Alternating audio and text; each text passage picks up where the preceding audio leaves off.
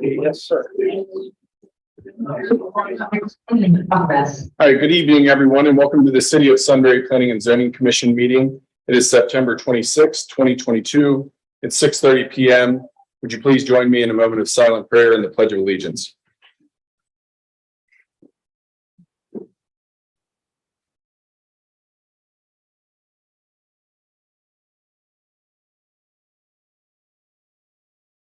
Amen. I pledge allegiance to the flag of the United States of America and to the republic for which it stands, one nation, under God, indivisible, with liberty and justice for all.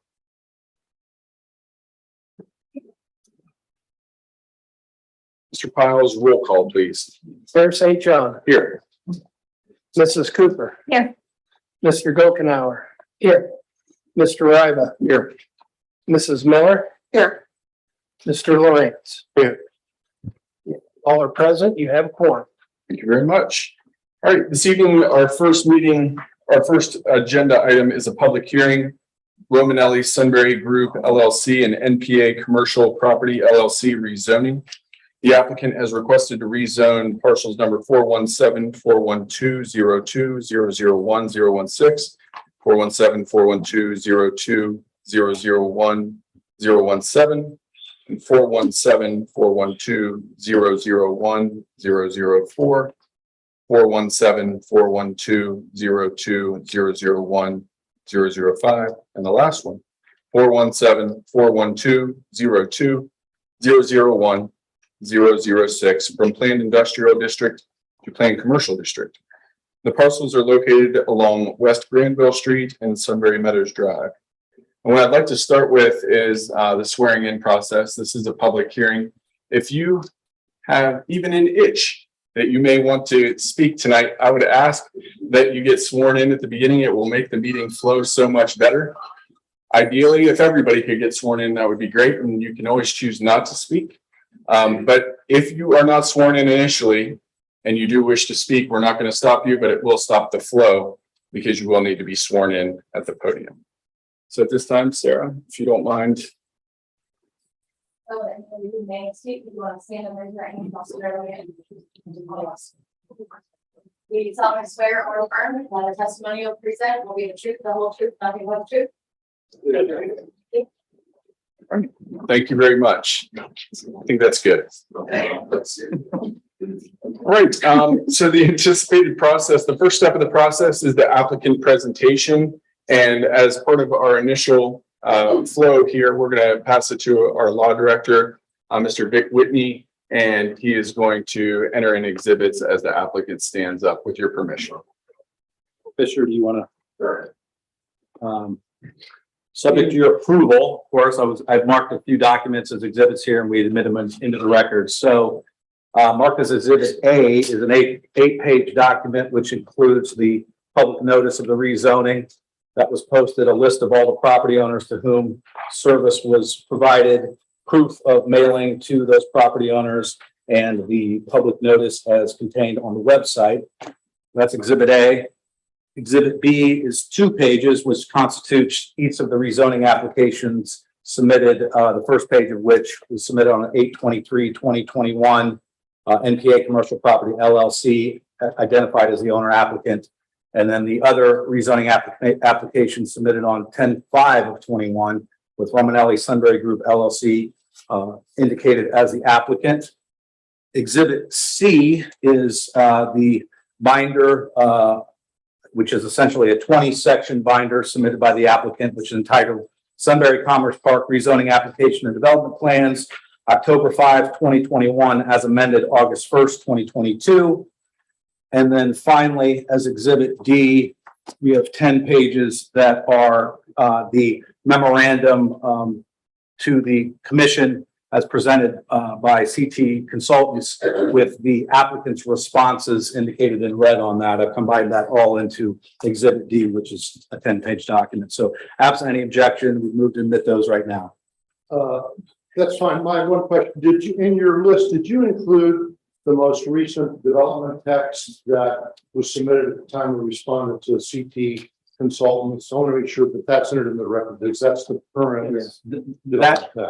That's a good question, and that is contained in Exhibit C at the back in section 20 of that is the most recent development text. Thanks. I appreciate it. Okay, we'll agree with that.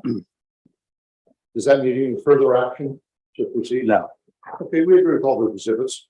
Thanks, everyone. David Fisher, Kepler Fisher here on behalf of the applicant. I've also got our team here with me tonight. Jim Owen, representing the developer, and Gary Smith, our land planning consultant. And I think Dana, are you here? I can't hear you back here, please. Okay, is this mic on? It is. Is that better? If you want to hold it, it may help. All right, is that better? Great, okay. David Fisher, Kepler Fisher here on behalf of the applicant.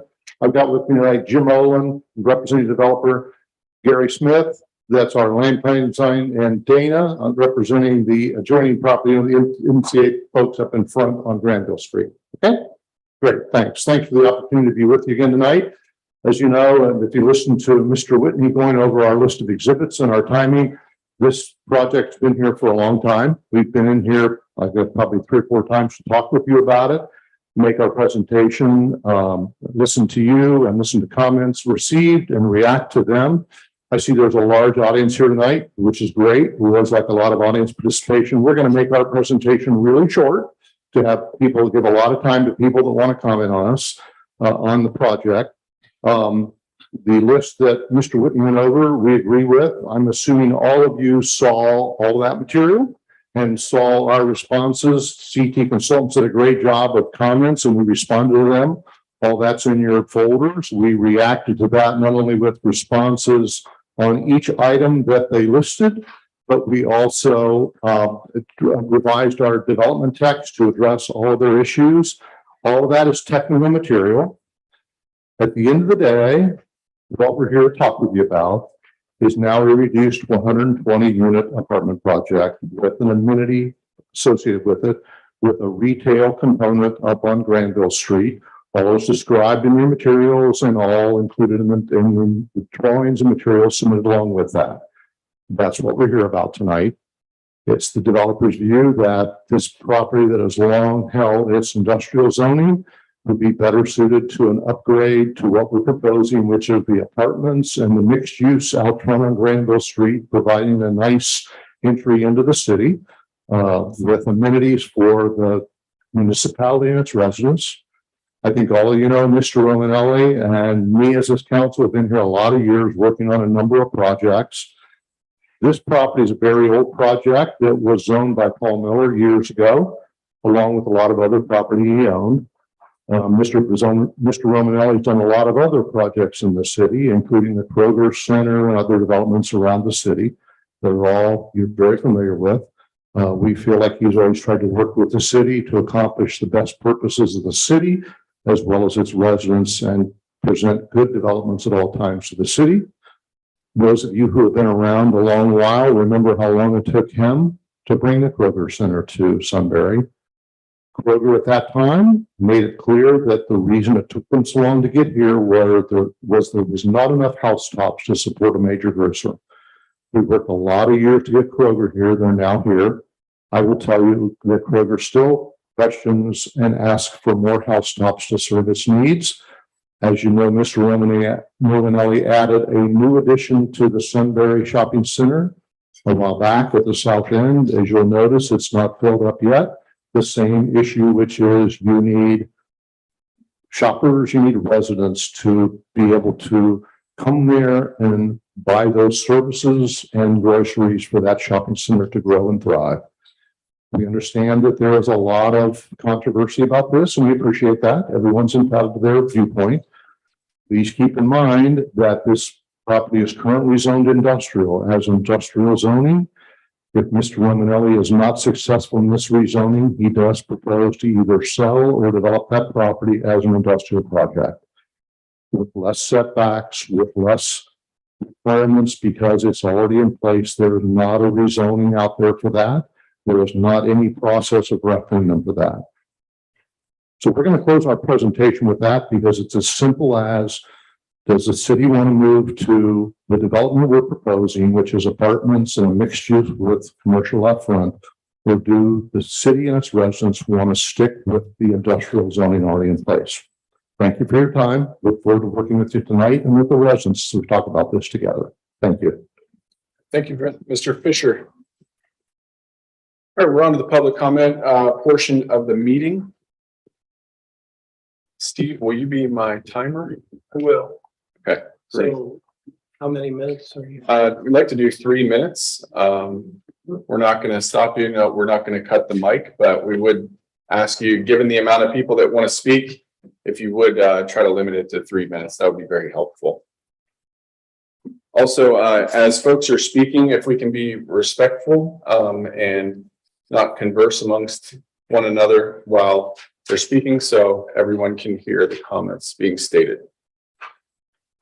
I have one thing. Yes, sir. Mr. Mayor, and as you approach, as Mr. Fisher did, please speak clearly into the microphone. Obviously, this is being recorded by the court reporter, and if the first thing you could do is please state your name and your address so the court reporter can take that down clearly, that would be helpful as well. Thank you. With that said, we will take our first speaker. Come on up.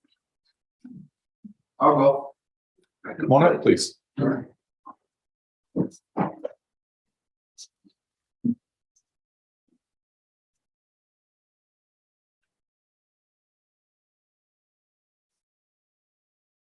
My name is David Grinnell, 2252 Common Bent Drive. Okay. Well, I'm here today to share a view with you and those that are attending here as well. Okay, that's better. I'm here to share my view with you and those attending this meeting as to potential adverse consequences that can result if the project is not rezoned to a commercial setting. Let me give you an example of a potential adverse consequence that can result from this if we do not rezone this property. Currently, there's a property located at 499 Commerce Drive. It's the big gray building. If you've seen it over there by Common Drive, and it's used in part for testing automobiles, engines. Creates a lot of noise. I don't know if many of you have heard it in the neighborhood, but it's prominent in that area. These tests frequently occur at any day of the week, including Sundays, at all hours, even as late as 9:30 p.m. So why is my noisy example relevant? It's relevant because it really goes to the essence of what we're here today. Probably if I had sole control, I would vote to keep the properties green, not developed, but that's not reality. I think we have a choice to decide and give input as to how this property is developed. Many of you may have seen a flyer distributed by Bill Shelby listing various industrial sites around Sunbury. To avoid these kinds of adverse consequences, I think it's important that we support the rezoning of this from an industrial district to a planned district. Doing so will allow the high-end apartments to be built by Romanelli and Hughes. Excellent builder, actually lived in a Romanelli and Hughes house, as well as the commercial developments as well. Otherwise, we risk maybe an undesirable consequence. So we have a choice to support the rezoning of this area or risk something else being put in there that we're not in favor of. I don't want that. I hope you don't want it either. So I urge you that are gathered here today to support the rezoning. In doing so, we can prevent an offensive industrial use of properties like those I believe to exist at 499 Commerce Drive, as well as those depicted in the flyer. Thank you. Thank you, Mr. Grinnell. Next speaker. Come on up.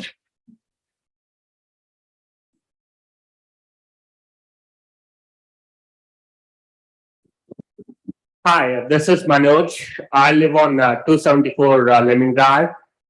So I appreciate everyone putting in their ideas and stuff. So I'm a little bit concerned with I understand it's a good cost of rezoning from an industrial perspective to building this out to this apartment complex or something, but I'm concerned this will increase the population density in the neighborhood or in the area with the apartment complex being in. And if you're talking about a 120 unit complex, probably it's a 120 families. And also this might, we already see a lot of traffic cutting in from West Granville to the State Route 3 through the neighborhood. And there are small kids in the neighborhood who often play in the evenings, and I'm a little bit concerned about their safety too. Like as the population density increases, I understand the city will take care of everything that needs to be taken from sewage, water and everything. But I have a concern about the traffic going in, and also about traffic coming in. So I would like everyone to give a second thought. Like, I definitely want that to be rezoned from an industrial to something useful, but apartment complex would increase the population density, and I would like to oppose that idea. Thank you very much. Thank you. Next speaker, please. Gary? Mr. Bennett?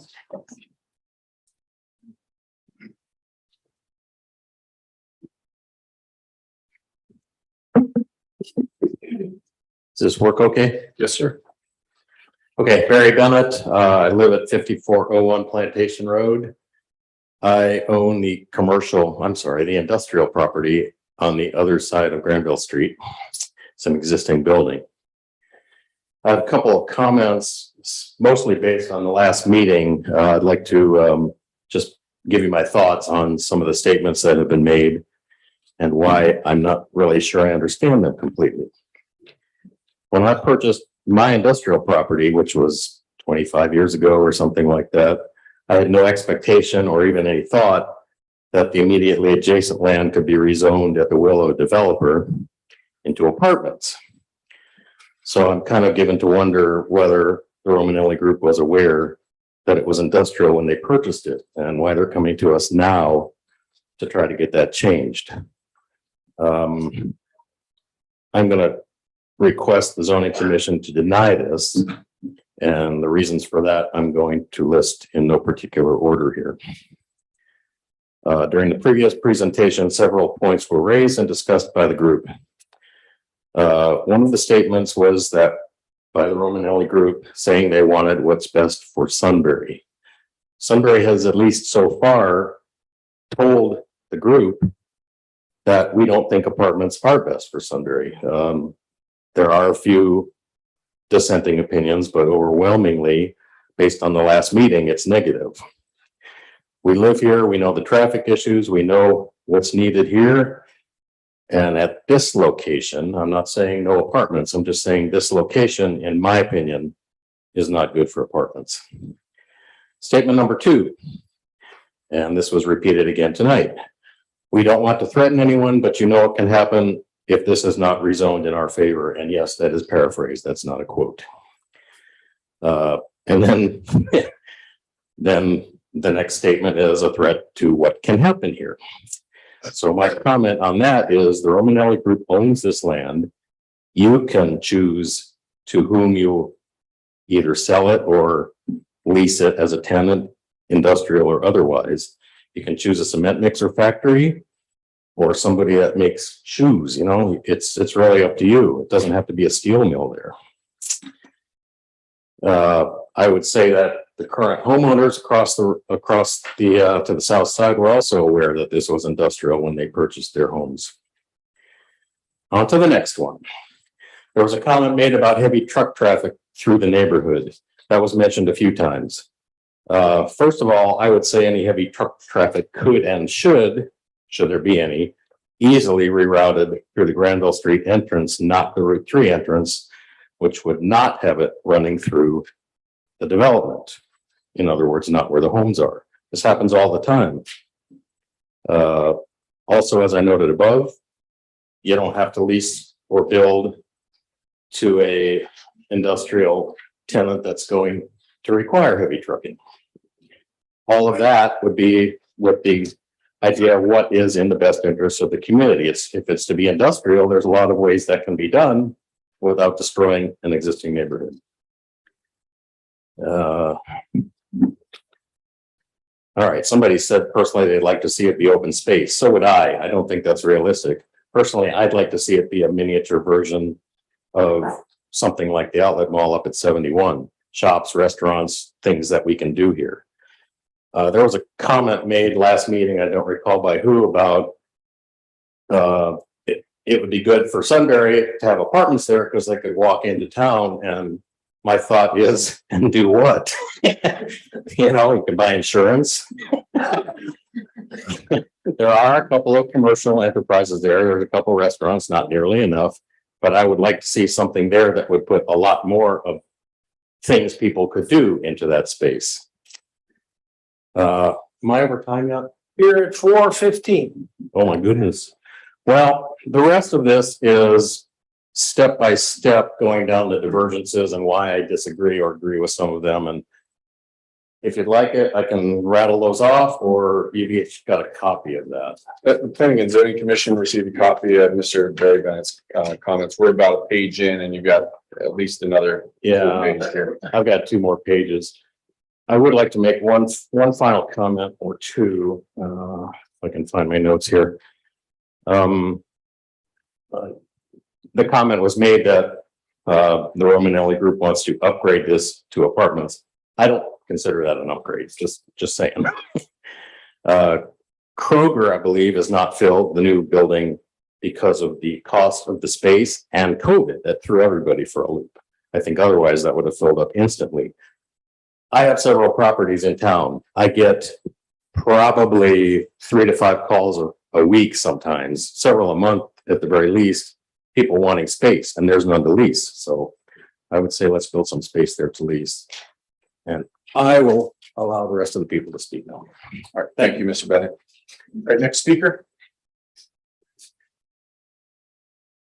Go first.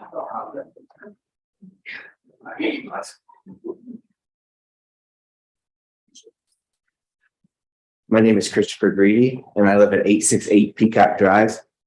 I don't have much to say other than in my community and all my neighbors and everybody I've spoke to over the last however long this has been going on, I haven't spoke to a single person that has said, yeah, I really want apartments behind us. And if that tells you anything, there's a lot of people in my neighborhood and there's a lot of people I've talked to, and nobody seems to want a large apartment complex right in their backyard. There are some concerns about industrial, as he said. I would much rather see self-storage or commercial properties or more homes built. There could easily be condos built. There's many other options than building a ton of apartments behind a neighborhood that was told that would be industrial or something else, when we spent a lot of money in that neighborhood to build a lot of homes. That's all I have to say. Thank you. Next speaker.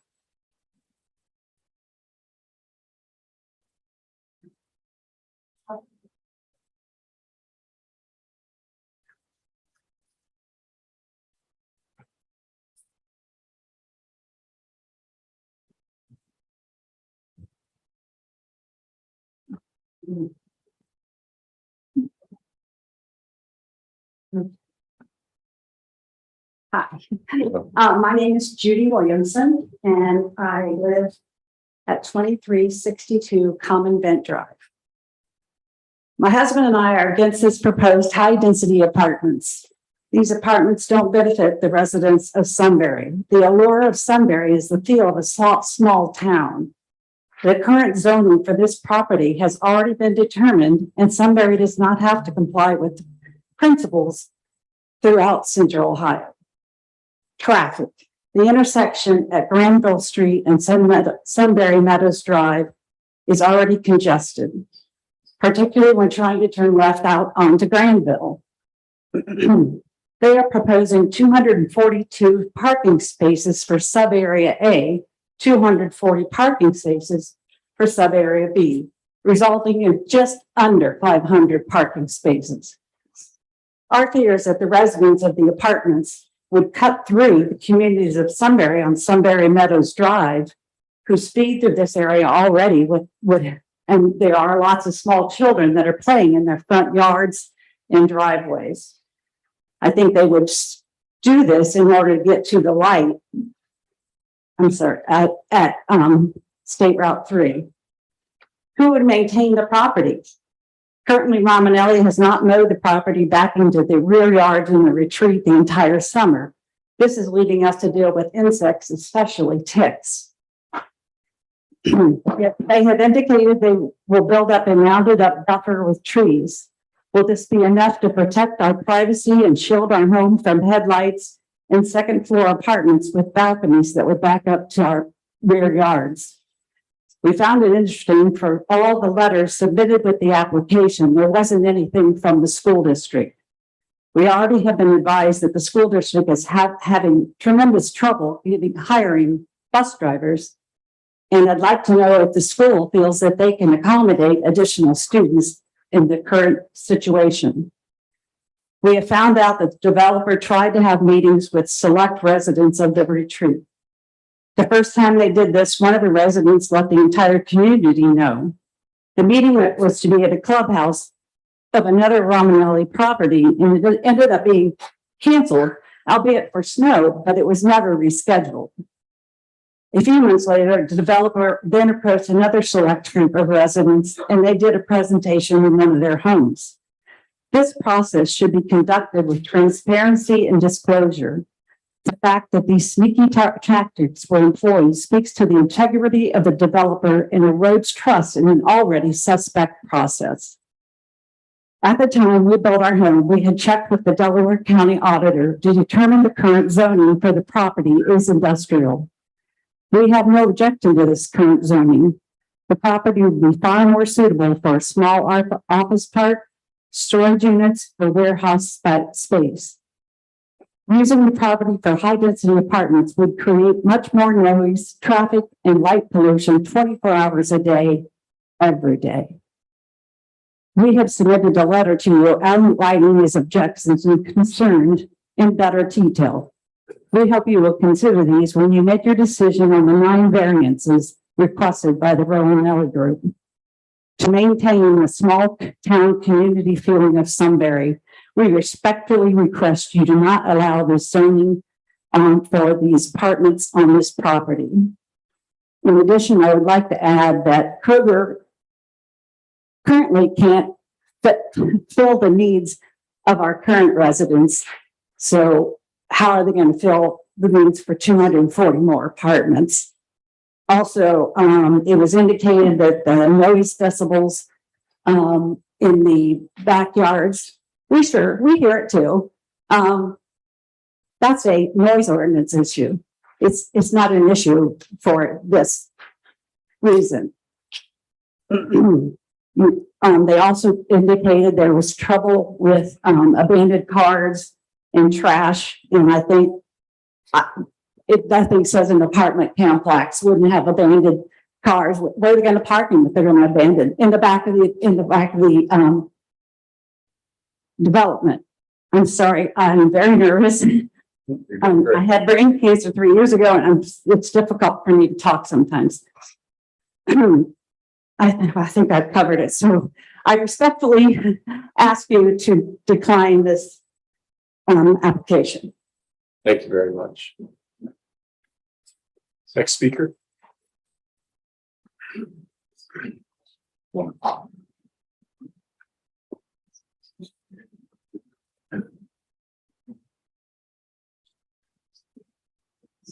Hi, my name is John Varela, and I'm at 1398 Sunbury Meadows.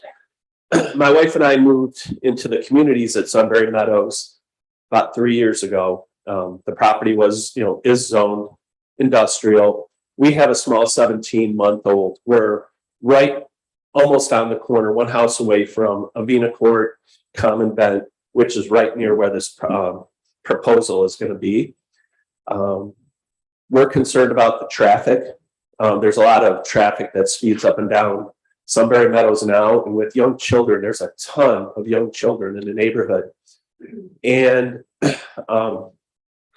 the community at Sunbury Meadows and the communities at Galena is pretty tight knit. We do a lot of things as a community. So we want to preserve that. We also want to preserve our property values. And we also want to look at, I lost my train of thought, I'm sorry.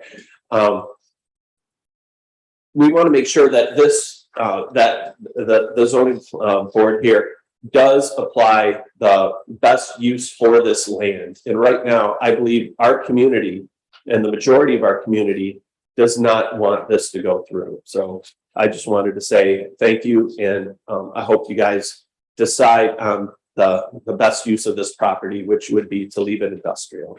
Thank you. Thank you. Next speaker.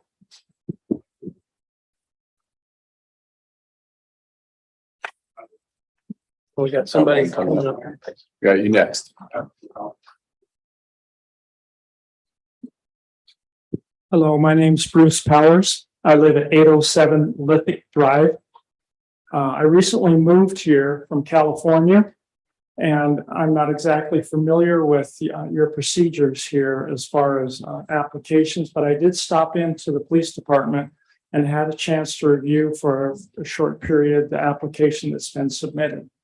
My background is multi-unit developments and single-family developments, commercial warehouse, concrete tilt-up, steel buildings, retail, and the last 15 years, I've been building one-of-a-kind multi-million-dollar homes in the Palm Springs, Palm Desert area.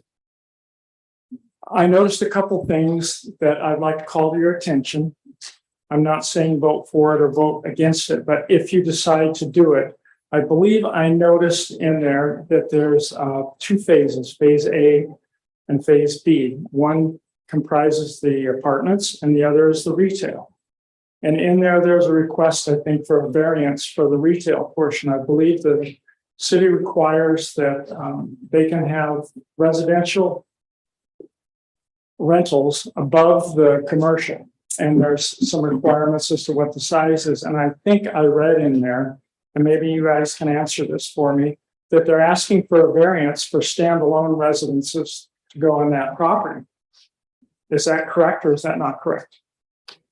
This is in the public comment section, so you'll address us, and then once we close the public hearing, if we choose to answer the question. My question, for reason for questioning that is it also states that there are short parking spaces for the retail there. Now, if it's standalone residence, where are they going to put those? Will it take it out of the parking spaces, or are they going to eliminate the professional building area or some of the retail that's there? That's not addressed in your application. I think you need to find that out before you approve this. And if it was me, I would not approve of the variance for them to allow standalone in that retail area. The other thing, I'm sorry, I just had a minute to look at that when I dropped in. But I think that there are several things you should consider there before you decide to approve it as far as conditions go with it. One of the other things that I do remember now was that they want to start the apartments immediately, but the retail, and I understand this as a builder myself, I've been a contractor since 1977. They don't know what will eventually wind up there. They don't mention if they're going to build buildings, which they show on the renderings, as it's shown on the renderings, and then try and find tenants for it, or if they're going to wait to do that until they find tenants to go in there. Now, I know as a developer and a builder, you make your money by building, getting in, getting out, move to the next project. Therein lies my question about the residential standalone on the commercial property. We're in a recession, whether people want to agree with it or not, we are in a recession. And in a recession, commercial properties usually are hard to fill. I saw commercial properties just drop to rock bottom, 22 cents a square foot in the Palm Springs, Palm Desert area for rental. Which leads me to the point again, if they have the option allowed by you to put residential freestanding there, that they may choose to do that rather than build a commercial. So I think you should consider that. Thank you very much.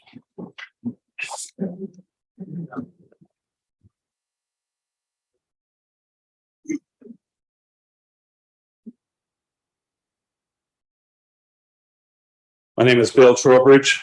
I live at 2442 Common Bend Drive. My property faces Sunbury Meadows and the project that's going to be put in there. A lot of valid points brought up tonight with the current situation we have now with speeding and safety and all the different things. And one was mentioned that's more of a safety police type matter, that we do something with the speeding and the recklessness that's on that road. My wife and I sit there and watch it every day. The truck traffic has already started. I was watching the other day and there was trucks cutting through from 3 down to Cherry Street. Don't know where they were going. I assume it's a commercial property over there. So it's already happening. It's already there. As I'm listening to all the public comments already, I'll probably be in the minority. I'm absolutely against any industrial. That's what kind of my lifeblood today is. I work with a lot of trucks and customers that have heavy industrial, and I definitely don't want the trucks coming up and down the street for whatever reason we put in there. You know, my suggestion with the property would have been, obviously we can't keep it green. It's not practical to keep it open and not use it. I understand Mr. Romanelli's desire to make the best use of the land. I'd like to see something like condos, lower end condos, not lower end, but not 2-story, but single-story type condos, something that's not going to be intrusive to our vision. And, you know, absolutely go through and understand what the buffer is for us to kind of guard our property, what we would be looking at every day as well. You know, I'm just not going to support an industrial type situation. Now, if we were to put in, you know, we're a growing community, what are we doing about our police department in our small area that they have today? Would that be a building that we could put over there? I would go for something along those lines, but nothing heavy industrial. So I hope that you do the best that you can with the information you have. I have seen the drawings. I'm okay with it. But again, that's not what my first choice would be. Thank you, Mr. Trowbridge. Next.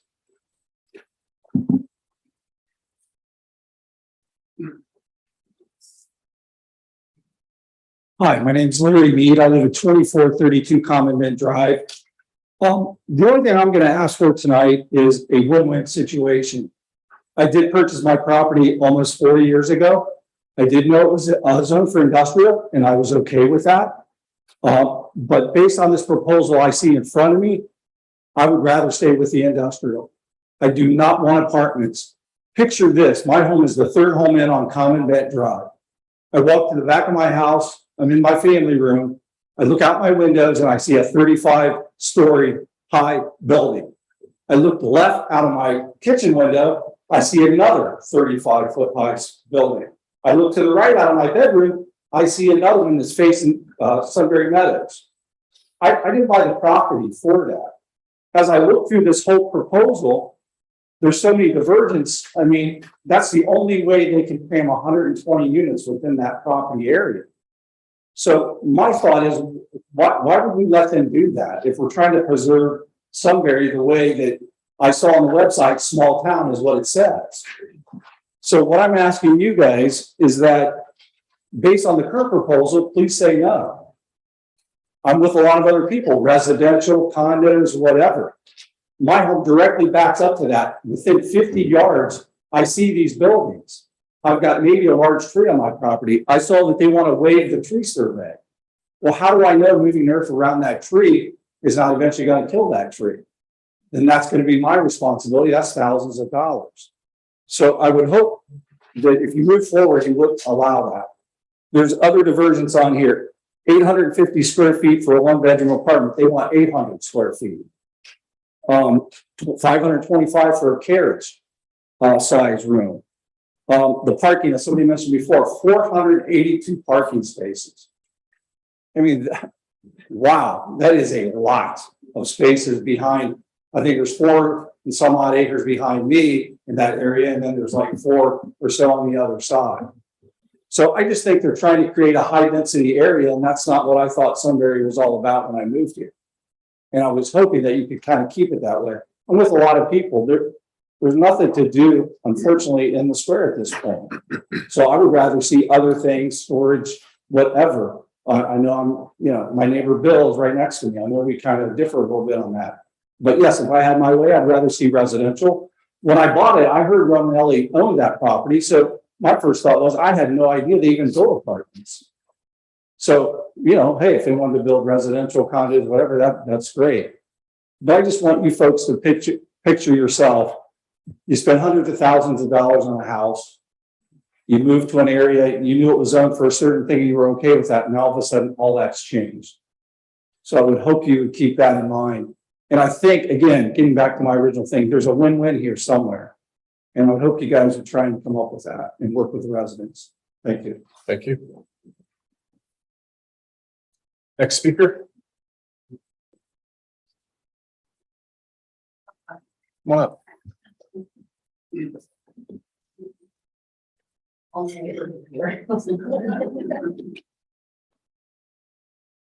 Hi, I'm Kathy Milburn, and I live at 1068 Sunbury Meadows Drive.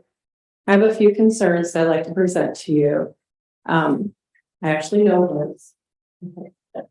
And yes, he would build anything he wants. I believe in him. My concern is if you go over to Lewis Center and see Bob Evans Farm Road, they've done exactly this. They put the retail and then they put the homes on top. Then they put bigger homes in the back. So they use the front for rentals. They only have 2 units leased. And this has been going on for 3 years. It might be worth taking a look at it. We are in a heavy residential area. We've asked for traffic studies. I understand we'll do one here, but the cars whiz down doing 40, 50 miles an hour on the regular. There are a lot of children. We don't let our children play. Sorry, in front, we make them play in the back because of it. And they are cutting through. So in this traffic study that we're going to do, how will we control that flow? If you're going to put apartments in there, not industrial, how are we going to make that flow from one to the other?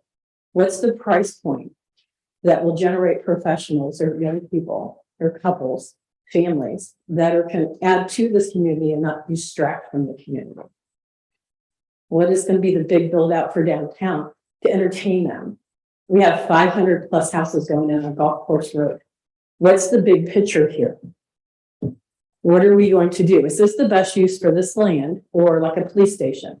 Or do we need a rec center and move it somewhere else, over behind the other apartments on 3? What do we need to do as a community as a whole? Support developers coming in, but support the members of our community.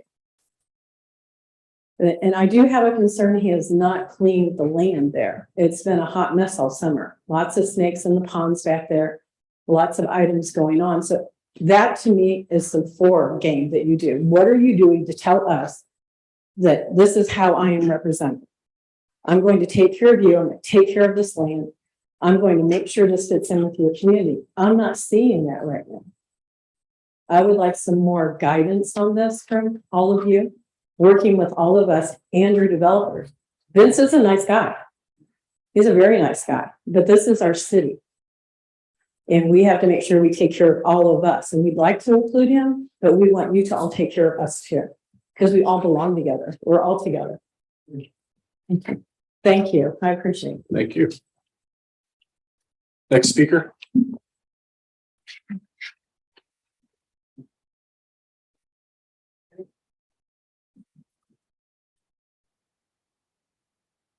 Hello, my name's Audrey Moyer. My address is 166 Aviana Court. And I spoke on this the last meeting, but I haven't heard anybody really bring it up again this meeting. And I want to really, not only about these apartments, which I want to say I am opposed to, but the city of Sunbury. You go look at any of the planning and zoning we have. I think we said 500 plus on golf course houses going in. Cheshire Works isn't finished yet. Pulte still finished building homes. So as a mother of 3 in the Big Walnut School District, what are you doing to our schools? It's not healthy. Sunbury is clearly a city that revolves around its school, which is why we love it here. The tradition of going around the square after a victory when you're away and honking, the homecoming parade that's coming up. Our schools being really overwhelmed because we have teachers that are having bigger classes, the bus issue. We're at risk of losing our busing right now because we don't have enough bus drivers. We're not paying our bus drivers enough. I know that's a Board of Education issue, but I'm asking you as a planning and zoning, help us control the growth of Sunbury. We know Sunbury's growing. That's why we're here. But right now, to put an immediate apartments in on top of everything that's being built in, the heart of Sunbury is Big Walnut. Everybody's an eagle. So I ask that you not vote for the apartments so that we can keep the integrity of our schools. I live on a court with 26 young children that want to graduate through being an eagle, and they deserve to have a school that fits their needs and not overcrowded. So I ask that you keep that in mind when you approve anything in Sunbury, but definitely not apartments. It's not a good use of that land. Thank you. Thank you. Next speaker. Here we go. Go ahead.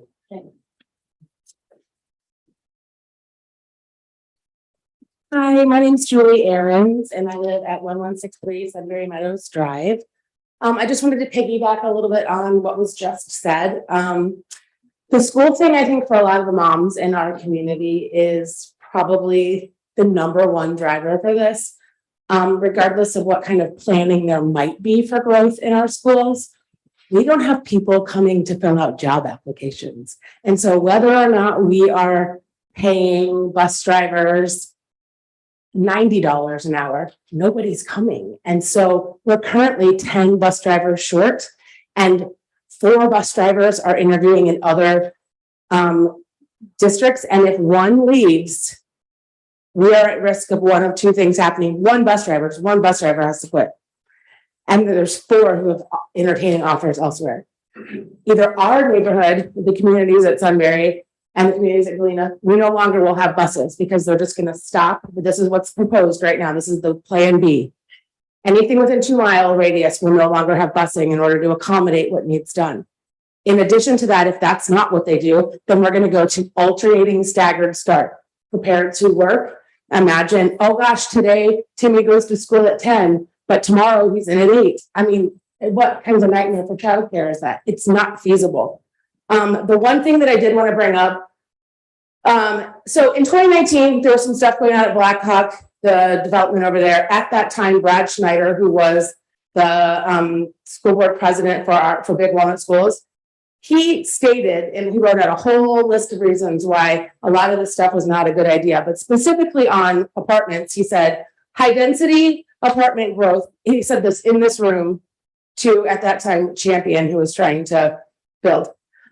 Specifically apartments, high density apartment growth limited to 1 and 2 bedrooms, which is what is being proposed here, may be less of a risk to enrollment growth in the short term based on current housing trends. However, it is a greater risk for increased enrollment growth in the long term as rent prices drop, and there becomes an issue of oversaturation and inventory, because when the cost of the apartments goes down, over time it's wear and tear. It's not going to be, it's $3,000 a month for a 3-bedroom or whatever it's going to be.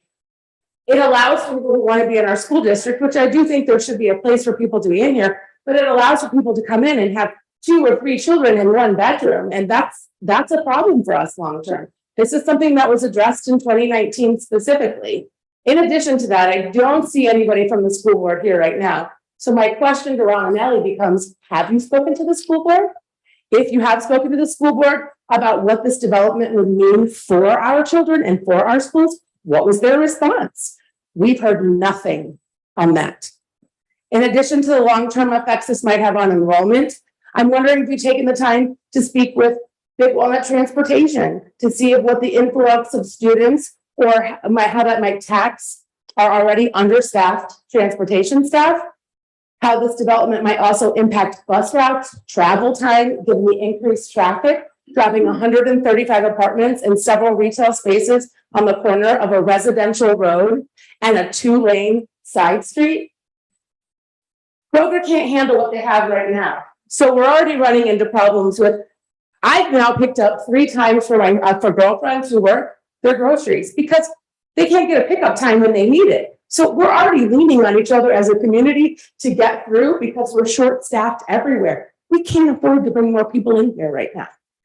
I feel like if you guys really, really want to take this seriously, talk to the school board. Talk about how much money you're going to give the school board to help get us out of the problems that we're having. What are you going to donate to us? How are you going to make this better for our kids? How are you going to make sure that, I don't know, that this sets off the chain of other people now coming in? This is a never-ending problem. We knew this was going to be industrial. We want it to be industrial. The overwhelming majority want this to be industrial. And to my knowledge, you all represent us. And so if the overwhelming majority of this community is standing up and saying, that's okay, we'll take storage units, no problem. Hey, we'll all go together, take a collection and take the kids out there to paint murals on the side of the building and make sure it looks great. It can be, instead of being an eyesore, it's going to be the most beautiful thing in the city. If we're all willing to do that, then I feel like all of you are here to represent us. So that's where we need to go. Thank you.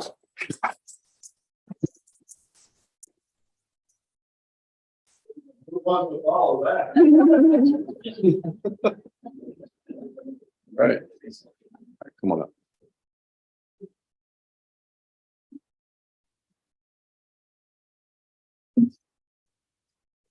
My name is Ryan Lambert. I'm at 161. I'm at 161 Leather Leaf Circle. Still. Hello, is this on? What's your name? No worries. Ryan Lambert, 161 Leather Leaf Circle. We just moved in not too long ago. Sorry, obviously I'm nervous as well. But there's a couple things that I noticed in the presentation today, and I'm sure there's a couple things that have obvious objections to the apartment going in. Obviously, increased traffic with the kids, safety, property values are always affected in developments like this. And I'm sure these guys are nice and everything, but with all due respect, their responsibility is the bottom line and their investors, not to us, not to the community, and not to the safety of our kids. And knowing how these investments go, I do find it a little peculiar that they would have purchased something without knowing how it was going to end up.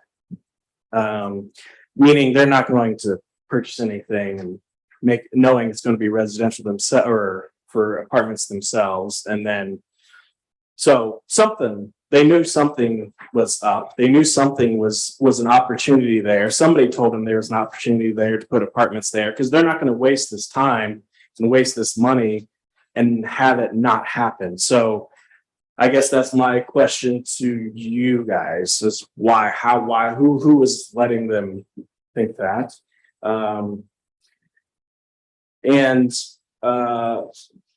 That's pretty much, I guess, their responsibility is to themselves. I'm sure that they care about us and they care about the community or they'll say that they will, but 10 years, 15 years from now, they won't. They won't. You can't sit here and tell me that they will. They'll be on to their other development. They're going to move on to their next apartment building. They do make great houses. If they want to do residential, awesome. There's plenty of space there for slab condos there where it will have equity in their homes. The people there will actually vote with actual care in property taxes and the schools. When you have a apartment building there, average length in apartment buildings are 2 to 5 years max. And then they're either going to move on somewhere else. They're not interested, then they still vote on increases and they still vote on things that's not really going to affect them in the long term. So that's kind of, I guess, where that stands with how it affects the community as far as the people living there. And then also too, I guess Are we doing on time, Steve? yeah, are you We're right at okay. 3. So I would say I don't even know how it got to this point. Like, why we're even here. We can address that. Okay, so we know that everybody's against it, right? Something is telling them that they could switch this, or they wouldn't have bought it in the first place. That's odd. Okay, look, I'm sure these are great guys, and I don't know, you know, they're just trying to do their job. They're trying to make their money, right? But something told them that this was going to be a profitable endeavor. Thank you. All right. Big conspiracy. You figured it I'm out. not a conspiracy. I'm just saying they don't move unless they know that there's going to be a profit there. So Thank you. Come on.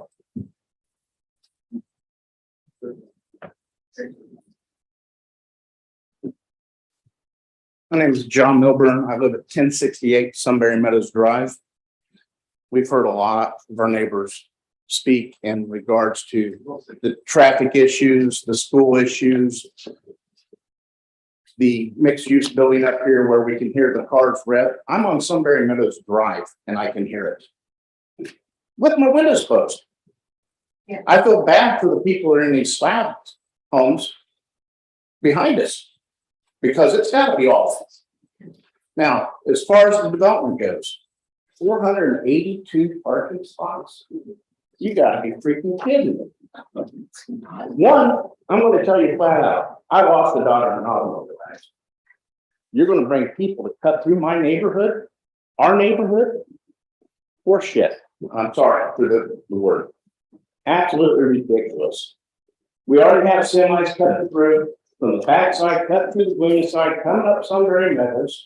I live on a freaking drag strip. It is a racetrack. I'm literally thinking about putting in a black and white checkered stripe from Red Shank across the road. The police don't do anything. The city don't do anything. Mr. Romanelli is a nice guy. He's built a couple of my parents' house. I know him personally. You guys can build some really nice things. A 55 and over community, slab, fourplex, space it out. You're not going to have a bunch of, I'm going to say it, undesirables. If you're going to put in an apartment complex, you better make it very high, because those people seem to take care of things. If they can afford $1,700 to $2,500 a month in rent, they're probably going to take care of some things. They'll also have better vehicles. They're not going to have trash. But if you're going to use that and strong arm us and come in here and say, well, you know what it'll take if we don't do this, let me do it. Because I'm done with you. You don't come into the small town and say, I'm doing this. And if you don't like it, this is what we're going to do. Go somewhere else. We don't want you. I'm done. Thank you. Next.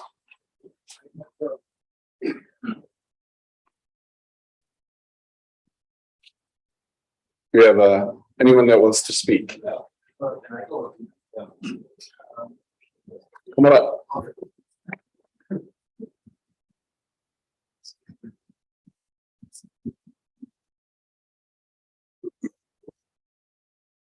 Tom McCowan, 2392 Common Bent Drive. My residence is adjacent to this property. It's probably one of the closer ones to this property. And I'm respectfully asking you to deny this request to change it to what Mr. Romanelli wants. I purchased this property, built my first new house on this property, and spent a good deal of my savings doing it, and probably my forever home.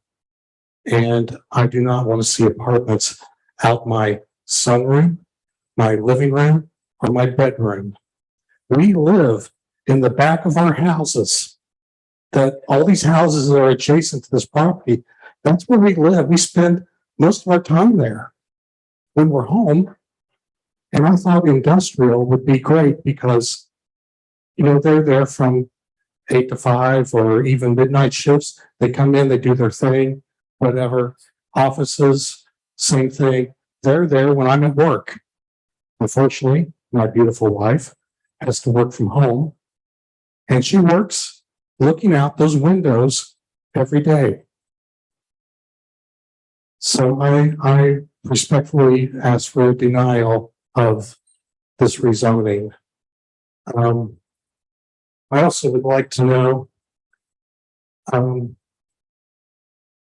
I read something on the website talking about a rezoning committee that's made up of residents. And I would like to know something more if we have to go that route. I would hope somebody, maybe Steve, could contact me. And yeah, I'm all worried about the same things. I'm not going to rehash it. The traffic, the higher taxes, schools, sewer. I've heard that our sewer plant is really almost on the verge of having to be rebuilt. The police actions and the properties that are across 3C Highway at the apartments. I've heard that there's multiple and a lot. But I built my house there because that property was zoned for industrial, and I'm asking to keep it that way. Thank you. Thank you. Anyone like to speak? Come on up. Hi, I'm Nazi Patidar. Can you hear me? Nazi Patidar. I live at 186 Avena Court. And that's Mr. Romanelli. It's Mr. Romanelli built. Our first home was built by him. It wasn't good, but that's all right. You know, we got through it. We did. We had lots of problems. Seriously, we did. And anyways, but later on, when we bought other homes, not from him, obviously, but we bought other homes, and he built in our neighborhood these luxury condos, maybe bungalows, whatever they're called, because I like to walk, and I walk through those in my neighborhood, and they were adjacent to our neighborhood. Beautiful, super expensive, right? So I'm not asking him to build like $1 million luxury condos or homes next to us, which is great if he did. I would love that.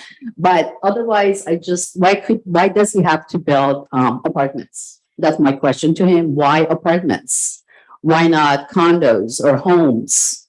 That would be something more desirable. It would be better for us. Otherwise, okay, you don't want to build any of that, because he was saying, their attorneys are here, that, oh, we'll just build whatever. Why couldn't he build playgrounds for our kids? We don't have any kids. We moved in these homes, maybe our forever home. So it's nice. It's a smaller town. It's a quiet town. And we love it. We've been there 3 years now. Our homes is back into the commercial building. I'm not sure what they do, seriously. But I hear their trucks beeping. It's fine. You know, I have no problem with that. It's during the day, you know, 8 to 5, Monday through Fridays. And it's all right. You see what I'm saying? So industrial is okay. If he wants to do anything like that. And our home is really back into that pond that will be facing all of whatever that he's going to build, all these hundreds and hundreds of apartments.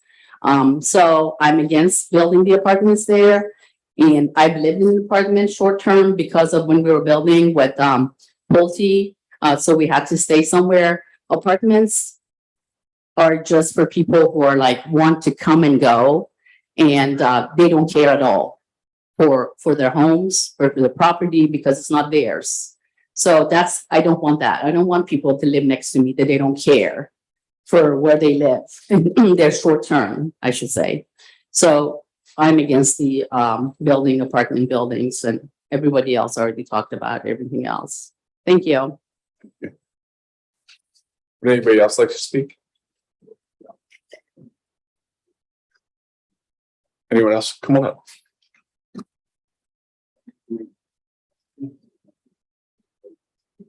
Hi, Ebenezer Sabi, 126 Avena Court.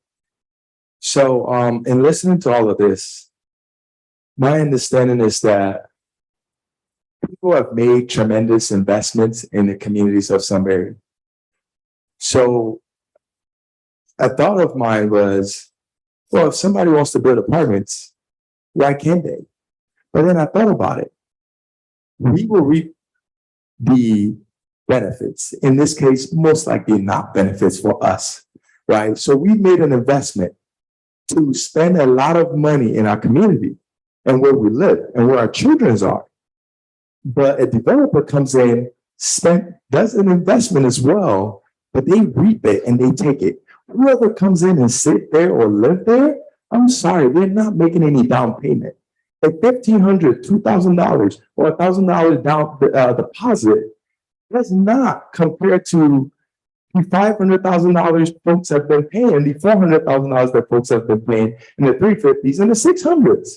And let's be honest, if you all were put in our shoes, where you have kids, and somebody wants to build this type of apartment in your back door, for me, I am right there on Avena. How would you feel?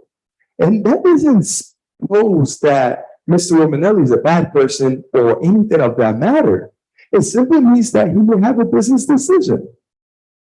But why should he reap the pros when we spend a lot of money to reap the cons? And not to mention, when my child started school, my schedule had to change simply because the bus are never on time due to lack of folks. The bus driver, he said, I need you guys to complain to the school so we can figure something out.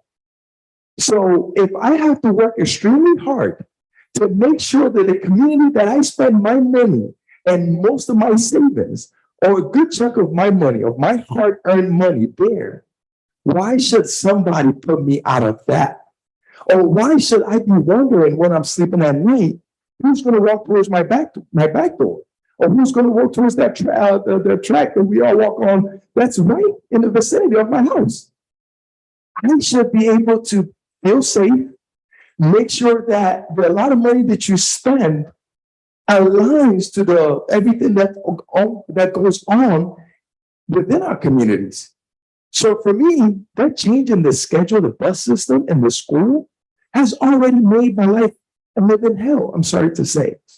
But what can I do to make it better? I'm not sure I have the power to do something to make it better. However, bringing in these apartments, it's only going to make it worse. And at that point, is somebody who they really mentioned that they were? The reason why many move from other locations, when the opportunity presents itself, because when I first drove in Sunbury, I wanted to live there, but they weren't building. I had to wait for somebody to sell for me to get in. But why should it be so easy for folks just to get an apartment and reap the benefits that we're supposed to get with all that money that we're spending? All I'm asking is that the people who have matter, the people who have the voice, understand what the community needs, and that you all take that matter into consideration, put yourself in that situation or that instance. That's all I'm saying. Thank you. Would anyone else like to speak?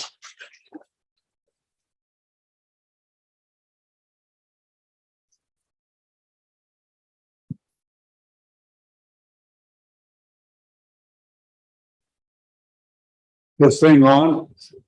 Yeah. Yes. My name's Rick Storks. I live at 2277 Common Bend Drive. Let me ask everybody here a question. I don't know any of you. I've lived in this area for going on 40 some years. Raise your hand if you remember the Nestle facility. Okay.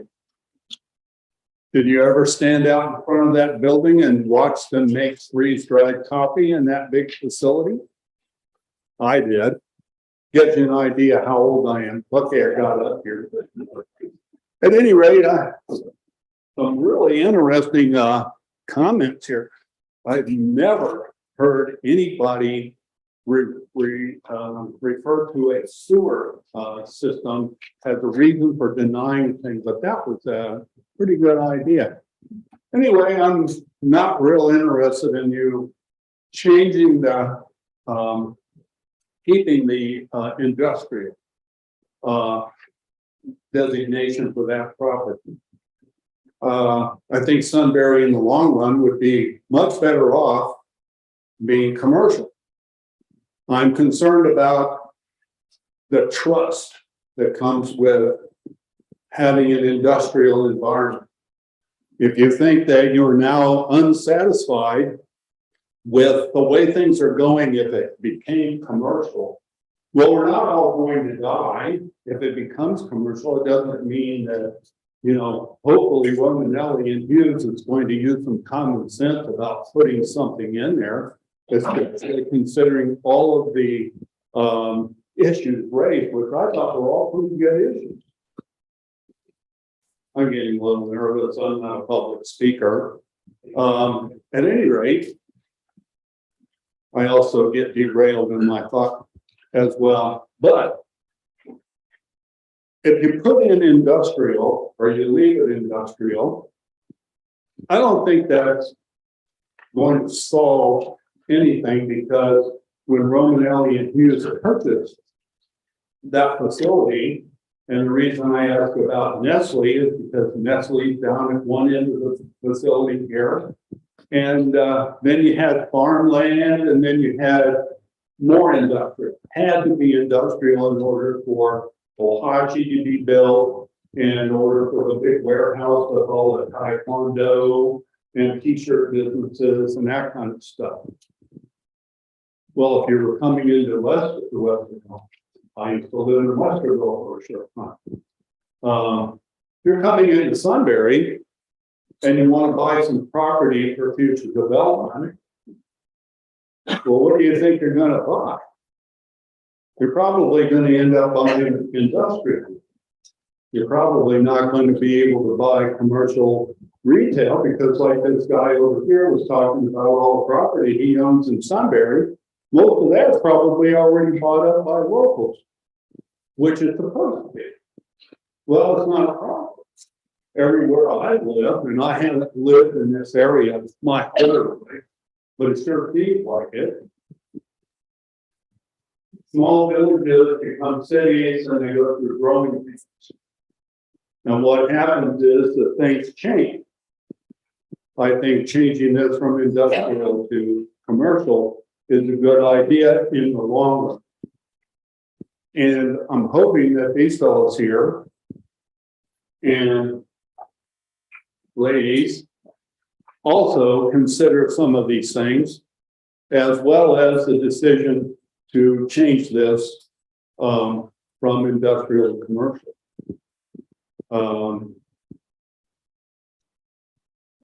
Anybody violently opposed to doing that? Other than, but you had good reason, but I think you might be just a touch short-sighted. And there's nothing wrong with that, because you're living in the moment. You know, I don't think there's anything wrong. There was one fellow that was up here, I felt like I needed to leave because the way he was talking about things, I felt totally unwanted, just because I don't agree with keeping it industrial. I live right across from On 3. Anybody in here know what On 3 is? Well, you don't, because it's not written on the side of the building. It is a performance parts and repair shop. And it's in the old furniture store next to the carpet place. And I want to touch on my last issue, then I'll shut up.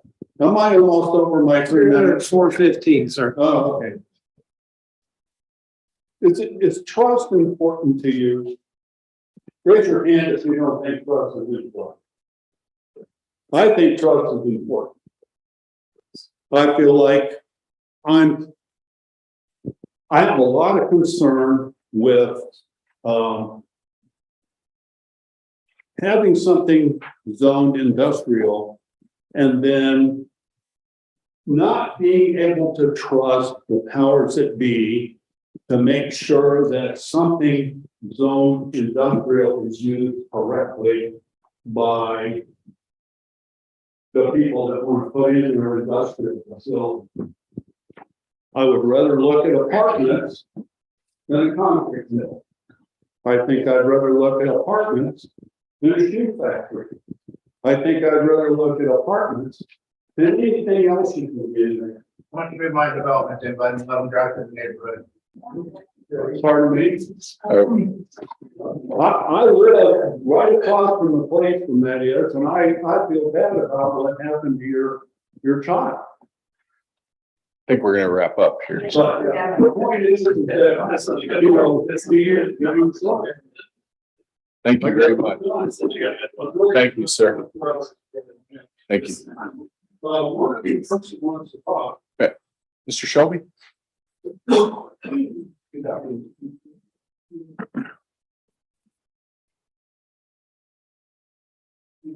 One up.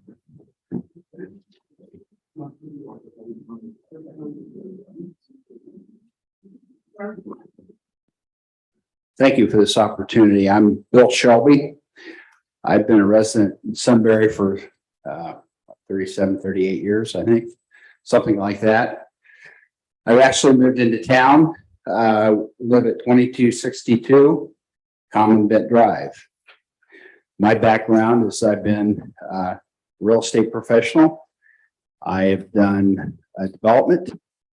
When I think about my development experience, I've been involved in 4 industrial parks in Columbus, 1 in Cincinnati. And I can tell you from developing industrial, an appropriate use next to industrial is not residential. And usually when you do a development like this, you do a stepped occupancy. If you're going to do residential, you're probably going to put apartments in first. You're going to screen those residentials so you don't have that. I want to talk to you first about value. Industrial land runs from 60 to 70,000 per acre. The value, as this is proposed, would be somewhere between 200 to 250,000 per acre. Apartment and commercial is really based on density and traffic flow. This particular property would not have enough traffic flow to support a commercial, full commercial development.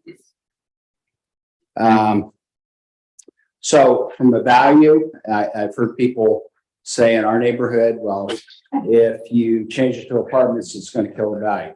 I argue the point just the opposite. The value of apartment land is substantially more than industrial.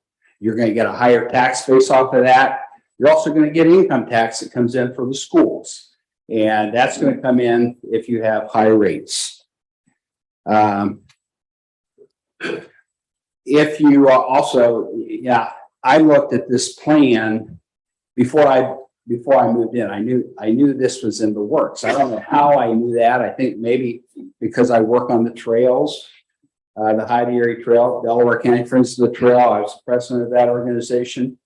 And the idea of density, you know, having done development downtown, before you can put in any kind of retail, you have to have enough density to support that retail. If you don't have density in apartments, that retail will not work in that location.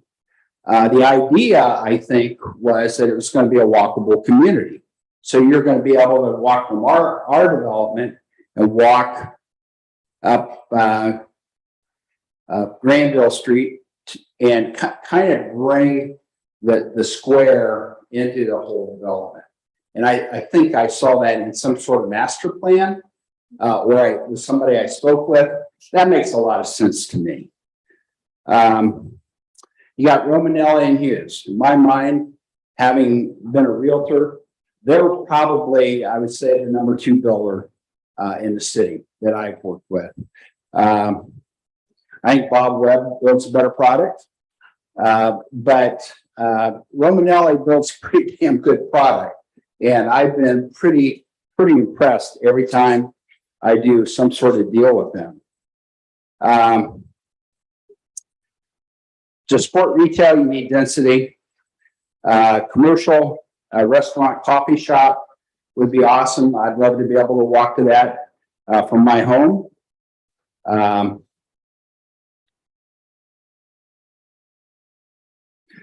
When the Ohio to Erie Trail was being developed in Sunbury, people said it'll bring in crime.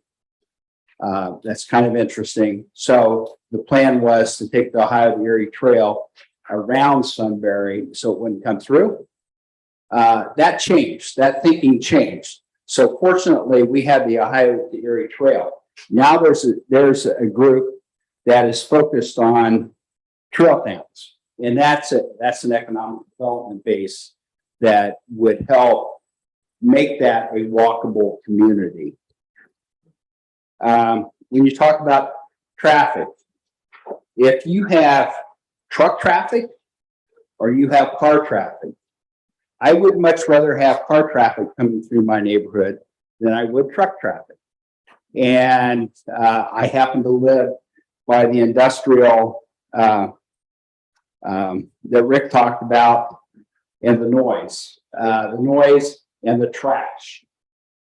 You don't have that option. I passed around a flyer to some of my neighbors. I gave you guys a copy of it. And if you look industrial and you look at our zoning codes, Sunbury does not enforce their zoning codes. You don't know what you're going to get if it's industrial. If you have apartments, you still have some of those issues. But if you have a quality builder and a quality owner, I think you're going to be in a pretty safe place. 6 minutes, Mr. I'm at 6 minutes? Yes, sir. Wow. Doubled up. Thank you. Okay. So, and I'm not going to get into the school book stuff. Thank you very much. Would anyone else like to speak this evening? Last call. Right. Wraps up the public comment portion of the public hearing. I'd like to make a motion to close the public hearing. I believe we need that. Is that correct? I'll second. Second by Rick Ryba. Discussion. Roll call.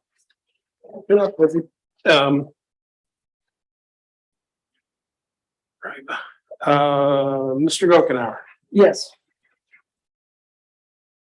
Mr. Ryba, Yes. Mrs. Miller, Yes. Mayor St. John, Yes. Mrs. Cooper. Yes. Mr. Lawrence. Yes. Public hearing is closed. Right. I'd like to propose a brief recess, if that'd be okay. And just, this is to run downstairs really quick. I knew that as soon as you went and got that. Thank you. Right.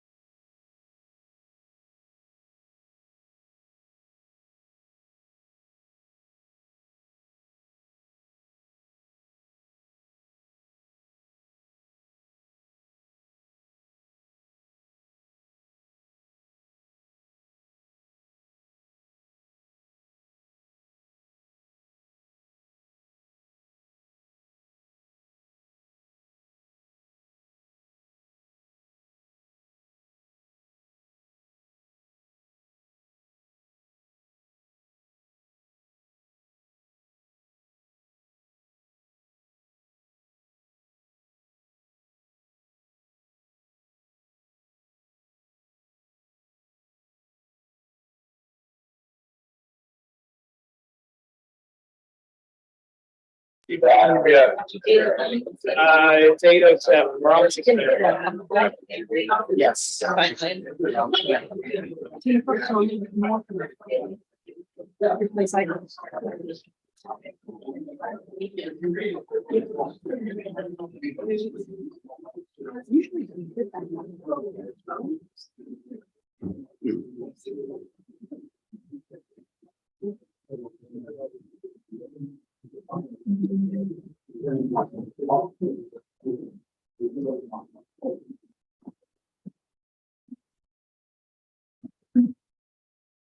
We're gonna start in less than a minute.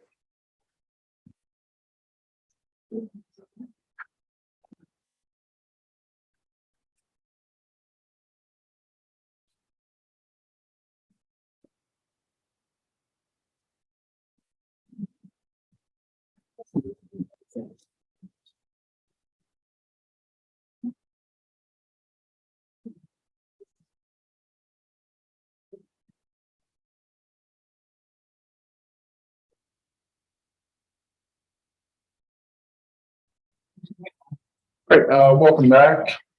The next item on the agenda is Commission Review, Romanelli Sunbury Group LLC and NPA Commercial Property LLC rezoning. I'm going to read this, but not read the parcel numbers. The applicant has requested to rezone parcels 1, 2, 3, 4, 5 from planned industrial district to planned commercial district. The parcels are located along West Granville Street and Sunbury Meadows Drive. And I'd ask the applicant if you'd like to state anything, respond to any of the public comments, or do you have anything that you'd like to add at this point? I think what I prefer to Mayor and Chair is wait till we get responses from the commission and address everything at the same time. That's okay with you. Okay, yes, sir. That'll work. All right, and we did have a staff report prepared from our engineer, Mr.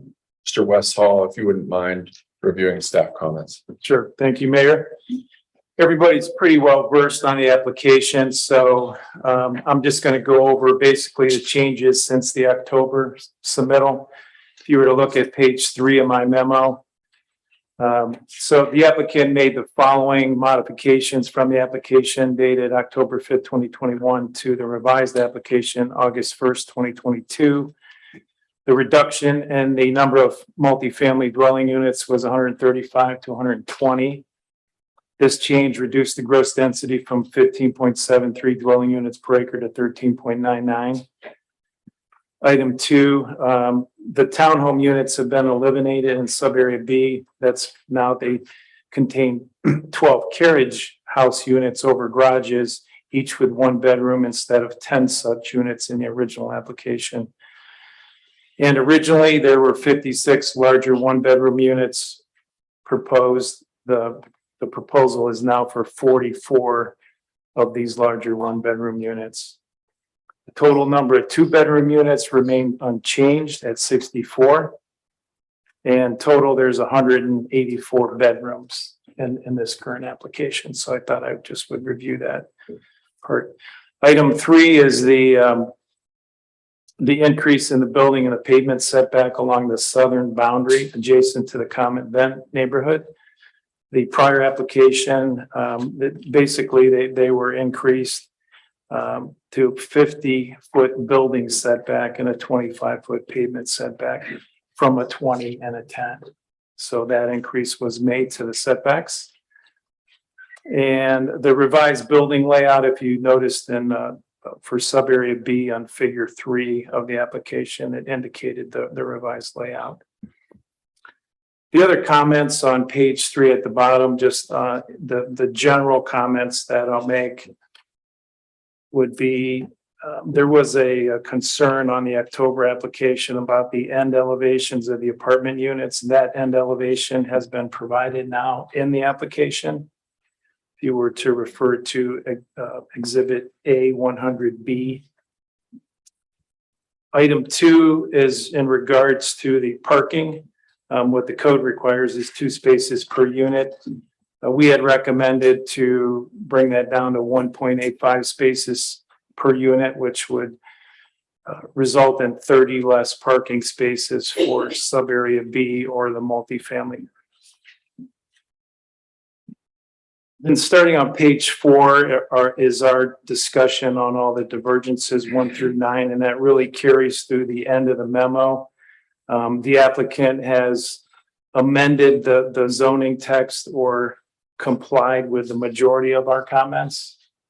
And each divergence there, which we're well aware of.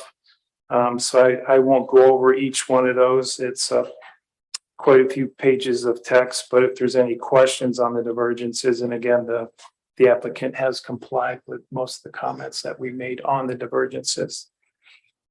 So with that, I will take any questions on the memo. Any questions from the Planning and Zoning Commission? Engineers, review of the application. Thank you. And thank you to the Romanelli group for the back and forth. I know there were at least 3 or 4 back and forths between our team and your group. Any questions for staff?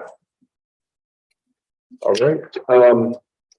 Mr. Whitney, if you could just discuss really quickly with the Planning and Zoning Commission about what a rejection of an approval means, what an approval means, the next steps in the process.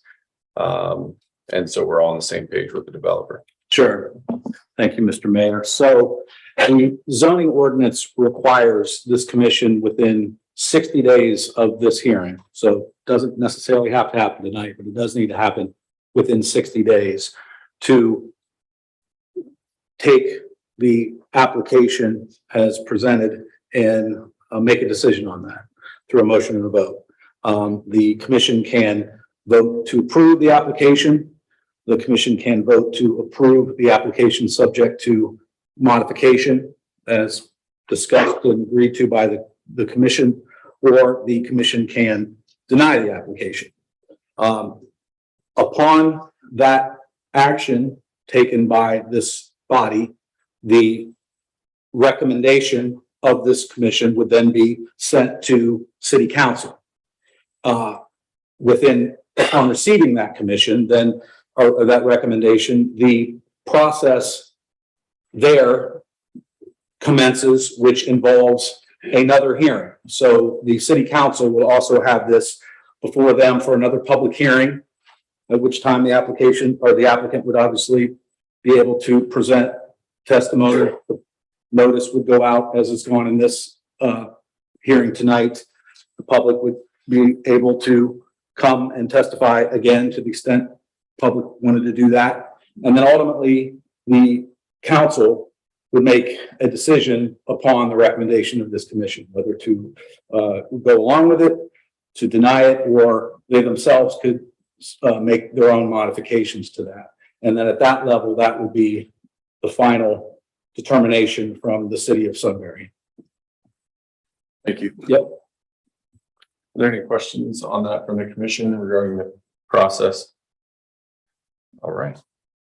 All right, let's open it up for Planning and Zoning Commission comments or questions for staff or the developer or anything related to the comments we received from the public.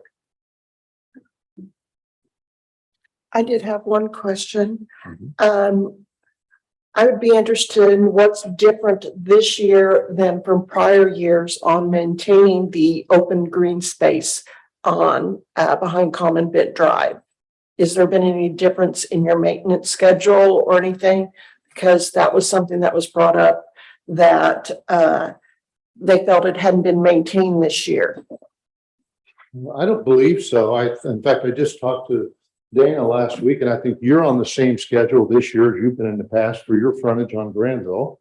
Yes. And I know we are as well. I mean, you typically don't mow grass weekly on vacant fields such as this, but you do a series of mows throughout the season. But I don't So the same maintenance schedule. I don't think there's any change this year versus last year. Okay.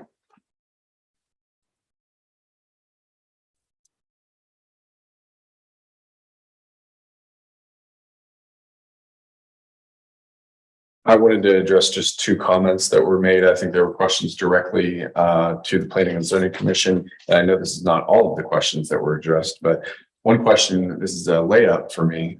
So somebody asked about a zoning Review Board, I believe is what they refer to, and hopefully we got that information to you. That I believe you're referring to the Board of Zoning Appeals. Potentially, that's the other board that deals with zoning matters outside of this body. And we can provide information on our website to you, and Steve Piles can also provide you any of the context you like verbally. The other question was, and I don't remember the gentleman's name, I think he's still here in the blue coat in the back. Who would have let Romanelli believe multifamily was prescribed? And I think the insinuation was that there's backdoor meetings going on about this, that we're telling them what we want, or what the Planning and Zoning Commission wants, and what the City Council wants. And I just wanted to make sure everybody had the history correct on this. Since 2016, this has been discussed about this property. When did Mr. Romanelli purchase this property? It's been a while. At least 20 to 25 years ago. Okay. Back about, who was it talked about the Nestle plant? Back about the time of the Nestle plant closing. Okay. So it was zoned by Paul Miller. Mr. Romanelli bought it from Paul Miller 20 years ago. And in 2016, from what I understand, that's when doing a development on this particular parcel came about. And I would also say that typically the way development happens is the property owners, or somebody that wants to develop the property owners, brings it to the Planning and Zoning Commission, typically in an informal type meeting. That's happened in this particular case at least 4 times informally in this chamber. And this is the second public hearing process. So I wanted to make sure that we're all on the same page, that the Planning and Zoning Commission isn't calling Mr. Romanelli and saying, hey, we need apartments on this property. It's not how it works. I'm sure I'm missing other questions. Informal means it was still a public meeting. So a public meeting. Yes, I just wanted to clarify that. So if anyone would have saw the agenda, they would have known that you were discussing things with Mr. Romanelli. Correct. Can I ask a question? Yes. Are you done for a minute? Yes.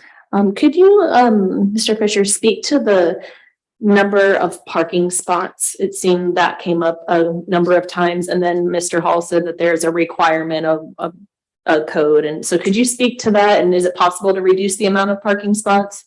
Sure. Glad to. In fact, it was going to be a comment because that was an issue that came up from some of the residents tonight. So parking typically is a product of your zoning code. In terms of different uses require different levels of parking. So you tell a developer or a user, if your use is X, you must have a Y number of parking spaces. So that's where the process starts. And so let's talk about the apartments first, which is where most of the parking is. Your code, if we would go to the planned community district zoning we were seeking, requires 2 parking spaces per unit. And that's what we proposed in our application.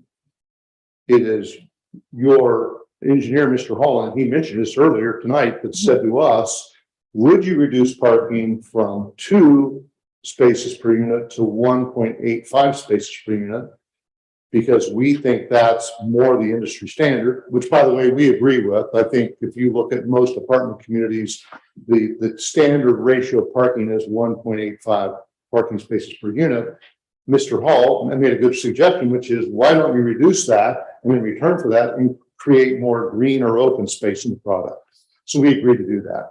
Now, with respect to the commercial project up on Granville Street, in that case, we did seek some reduced parking on the theory that there's going to be parking.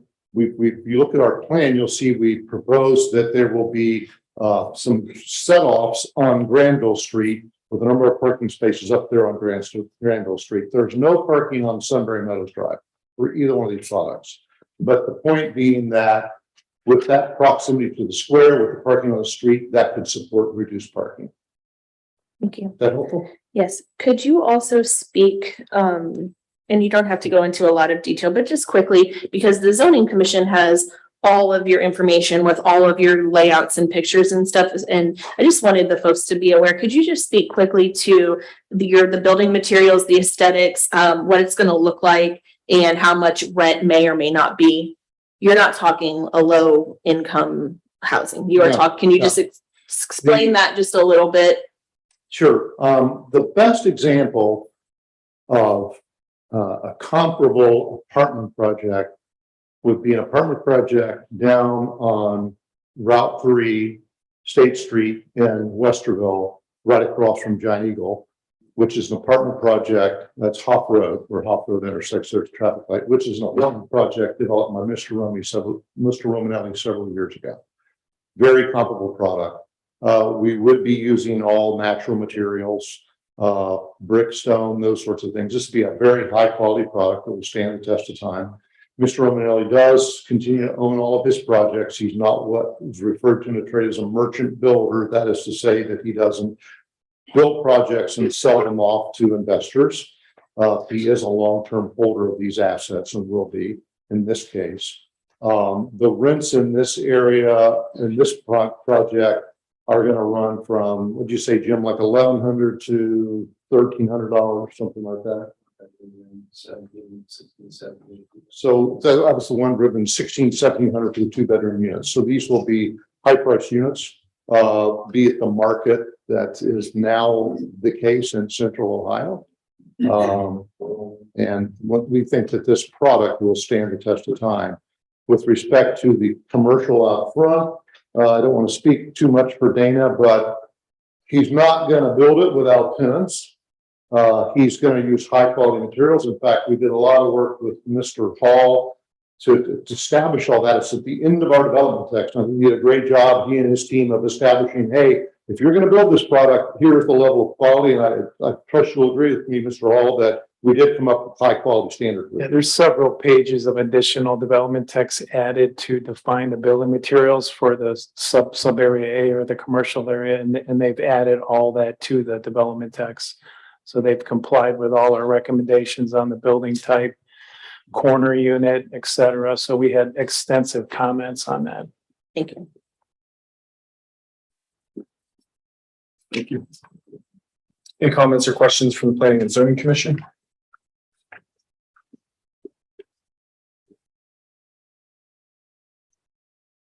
If you could just speak really quickly as to the product type. I know there were a lot of public questions about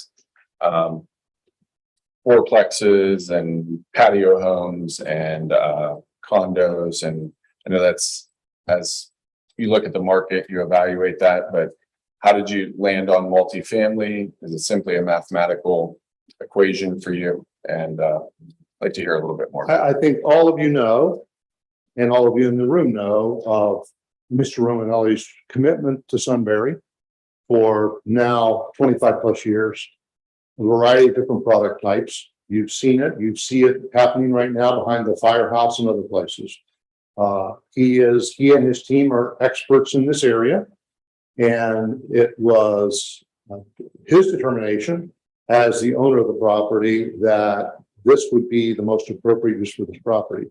Keeping in mind that any change in use from industrial would require a rezoning. This was his desire to proceed on this basis. Now, and by the way, I might add to you, to call something a condominium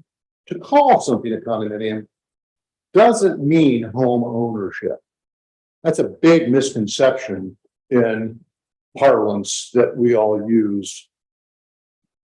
You can have a condominium project that is owned by one developer and all rented.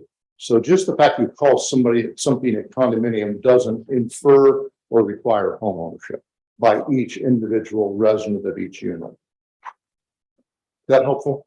Yes, and I think there was a similar thread for the property owners that backed up about second floor, and I guess in my mind, a condominium I associate with a flat, and that I could be wrong. That's probably not the standard definition, but I think that's what some of the residents were asking. I just wanted to understand. Thank you.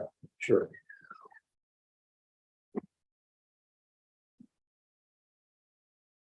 Any other comments? Go ahead, Joe. My position stays the same. I think we know where that is at. I think it's a nice looking product. I love the fact that it's 1 and 2 bedroom, not 3. I just don't think the location is appropriate.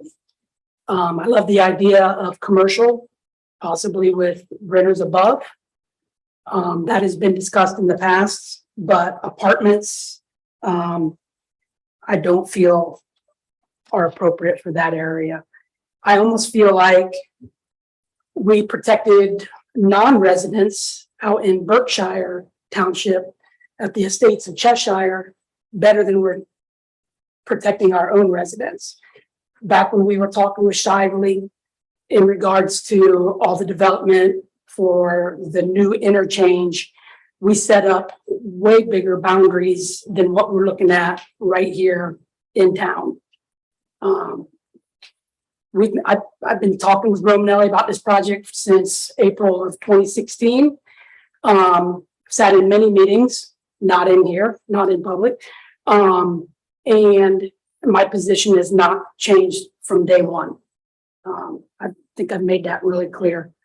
What Sunbury really needs, and that would be a perfect location, would be an elderly 55 and over single floor condo development where they could walk to the doctors, the dentist, the post office, to Kroger, to downtown. That would be a good win-win. Am I opposed to industrial?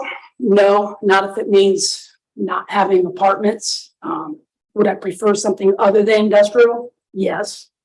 But again, my position stays the same.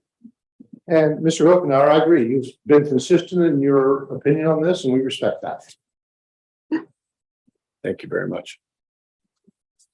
Comments, feedback from the commission?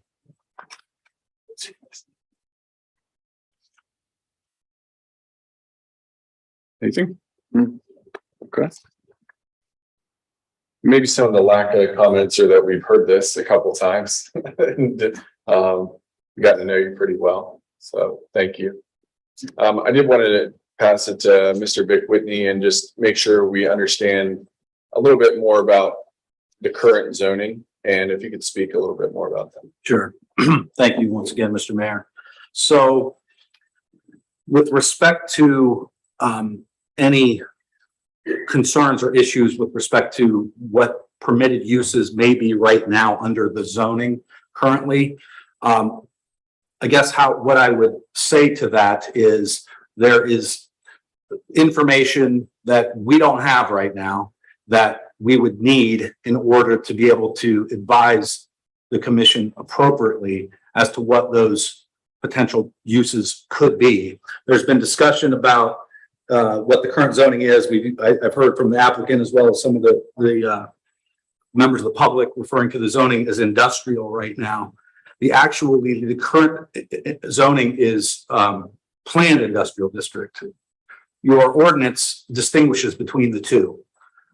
Under a planned industrial district, no differently than what we are doing here in this application for planned commercial district, it contemplates a development plan, contemplates that being submitted to the commission, review, comment, etc. I'm not aware, and I don't think the staff is aware right now, of whether there is a development plan under that existing zoning. So that would have to be investigated and determined as to what that says, what the implications of that may be, when it was submitted, if it ever was. As Mr. Fisher indicated, this was apparently rezoned to planned industrial in 1993. So that was quite some time ago. So in order to properly advise the commission if there are concerns as to what may happen should the commission not approve the application, we would need some time to look at that and advise you appropriately. Thank you.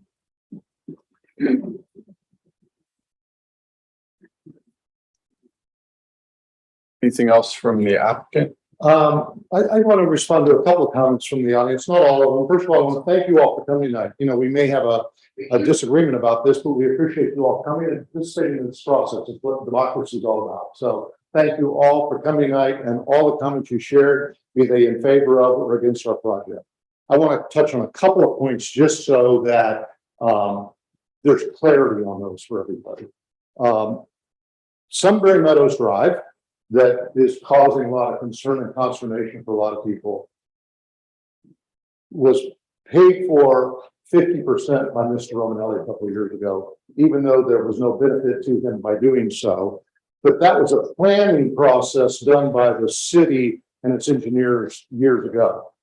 In other words, they said, we want connectivity up to Granville Street. Wasn't something Mr. Romanelli wanted or desired or really was crazy about paying for, but he did. So when we talk about traffic and what's happening, I just want you to understand that that's how that process works.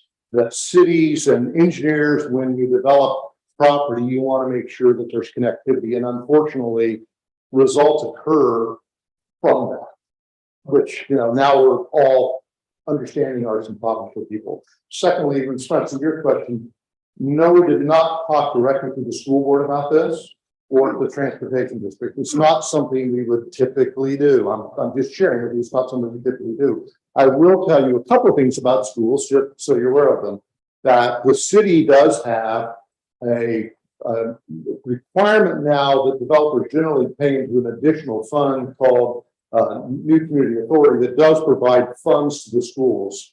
I'm not sure whether they would do it in this case if you have that. I would also say that Do they supply people that work to us? Sorry. excuse me?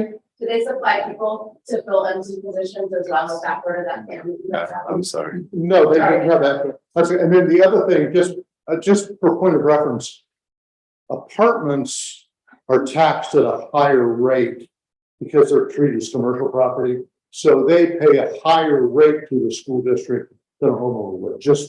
I'm just giving you facts. I'm not pleading my case. I'm just giving you facts. And I would also say that demographically and statistically, it's a well-proven point that unless you build 3-bedroom apartments of the quality of this at the price points of this typically they put some children in schools, but not a lot of children in schools. Just those are demographic facts.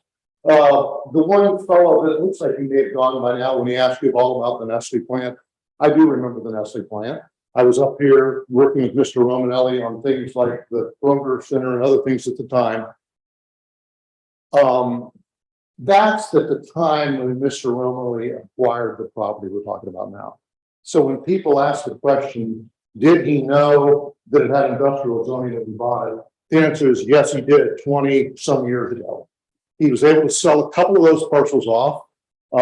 He gave one or sold one to the county for the EMS station, for the post office, for the dental office. Nothing ever south of Granville Street ever was sold as industrial. Nobody's fault. It's just it was all zoned that way. And the stuff north of Granville, where the plants are and that sort of thing, they sold some of the library too. But nothing ever south of Granville Street, other than the carpet shop. Kind of showing my age, I guess. Other than the carpet shop over there, that was really the only thing south of Granville Street that he ever got much interest in terms of industrial. So the answer is yes, he did know 20 some years ago. He, like every owner of property, was saying, I would like to ask the city to consider changing this zoning so I can do something with this property after sitting vacant for so many years. We talked about parking earlier, and I explained to you how that worked. We talked a little bit about the extension of Sunbury Mills Drive. I answered your questions as best I could about the school system. We talked about what we knew about the zoning when we acquired it. I've tried to express to you that these would be high-end apartments, high-quality build, well-maintained by the Romanelli family that has an excellent reputation around Central Ohio. So I've tried to, as best I can, kind of touch on things I've heard as common themes. Very common theme that they don't want apartments. We understand that. We appreciate that. We respect that.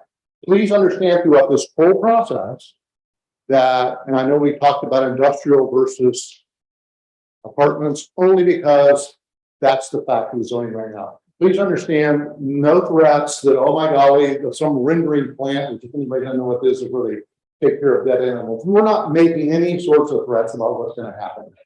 It's simply, does it stay industrial and get zoned as industrial, or does the change in zoning occur so that we can have the commercial development out front and the apartments behind? We do think by doing that, the comment was made about there's nothing down in the square. We personally feel, and I think Mr. Shelby in his comments about how it would energize the square, we think that while there might not be much happening on the square right now, more things could happen as a consequence of that. And we think that's a good thing. We understand that other people don't think it's a good thing. We get all that. Does he have any plans to develop in the square? Does he? No, because he doesn't know anything on the square.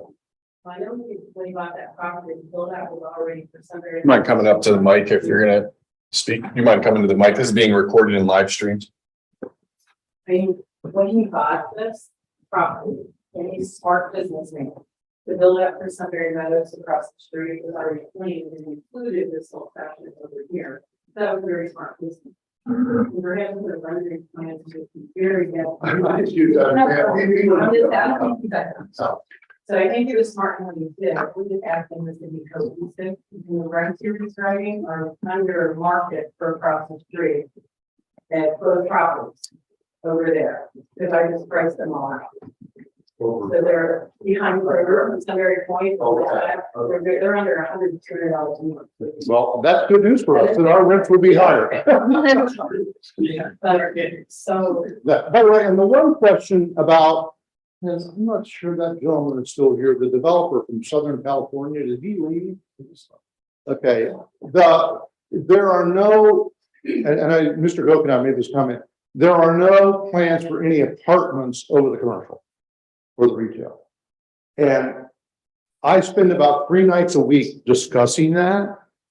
That doesn't, and I know it sounds great, it doesn't work in a suburban environment of Central Ohio. It works in the short north, but it does not work in Westerville, in Powell, and so it just doesn't work. If you're willing to put that in your document, that there will not be. Oh, sure, well, we don't own that. We should absolutely put that in our document. That's not a problem. Okay, absolutely put that in our document.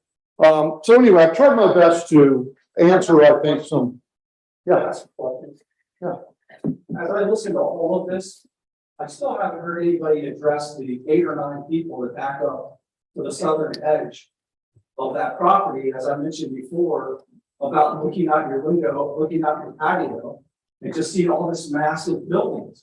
The 3-foot mound, a 6-foot fence, and a couple of pine trees. I'm still looking at the top of all these buildings. Well, we did do several things. First of all, we set them back further from the property line than we had started with. We did have the fencing, we did have the mounting. That's what we've done so far. That's what we proposed. And then if they wanted to waive the tree, I think I have a large one on my property. So I think what we said was, we didn't waive the trees, we basically said it will be a part of the final development plan process. Yeah, the document said waive the tree. How recently have you looked at the document? The divergence was to waive the tree survey. It's our expectation that the number of trees proposed in the landscape plan will exceed the requirement.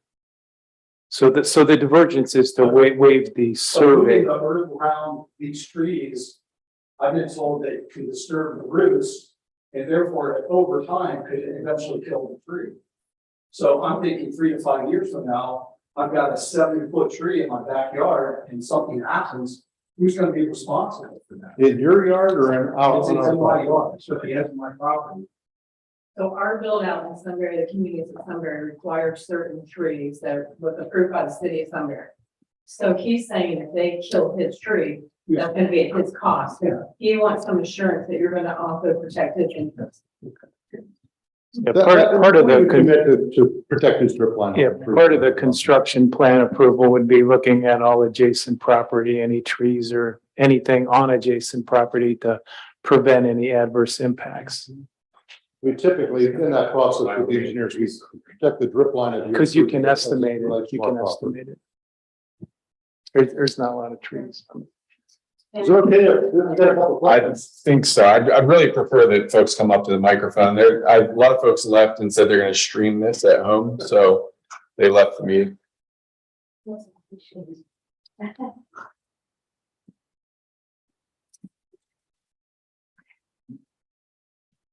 Excuse me, Judy Williamson again.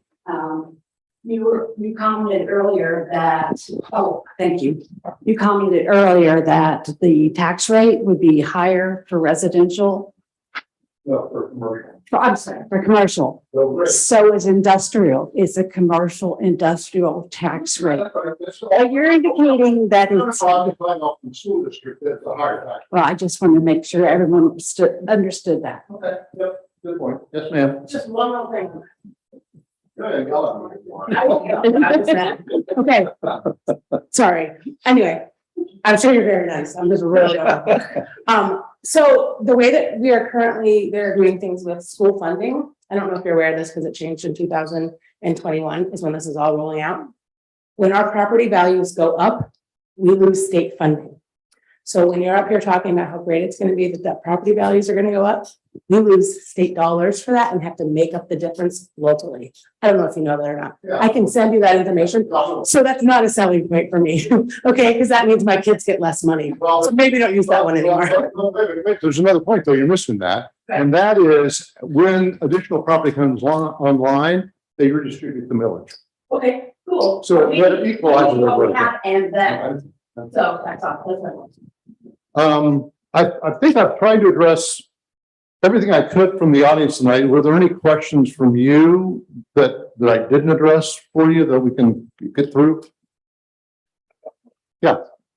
It may have been partially answered. I'm sorry.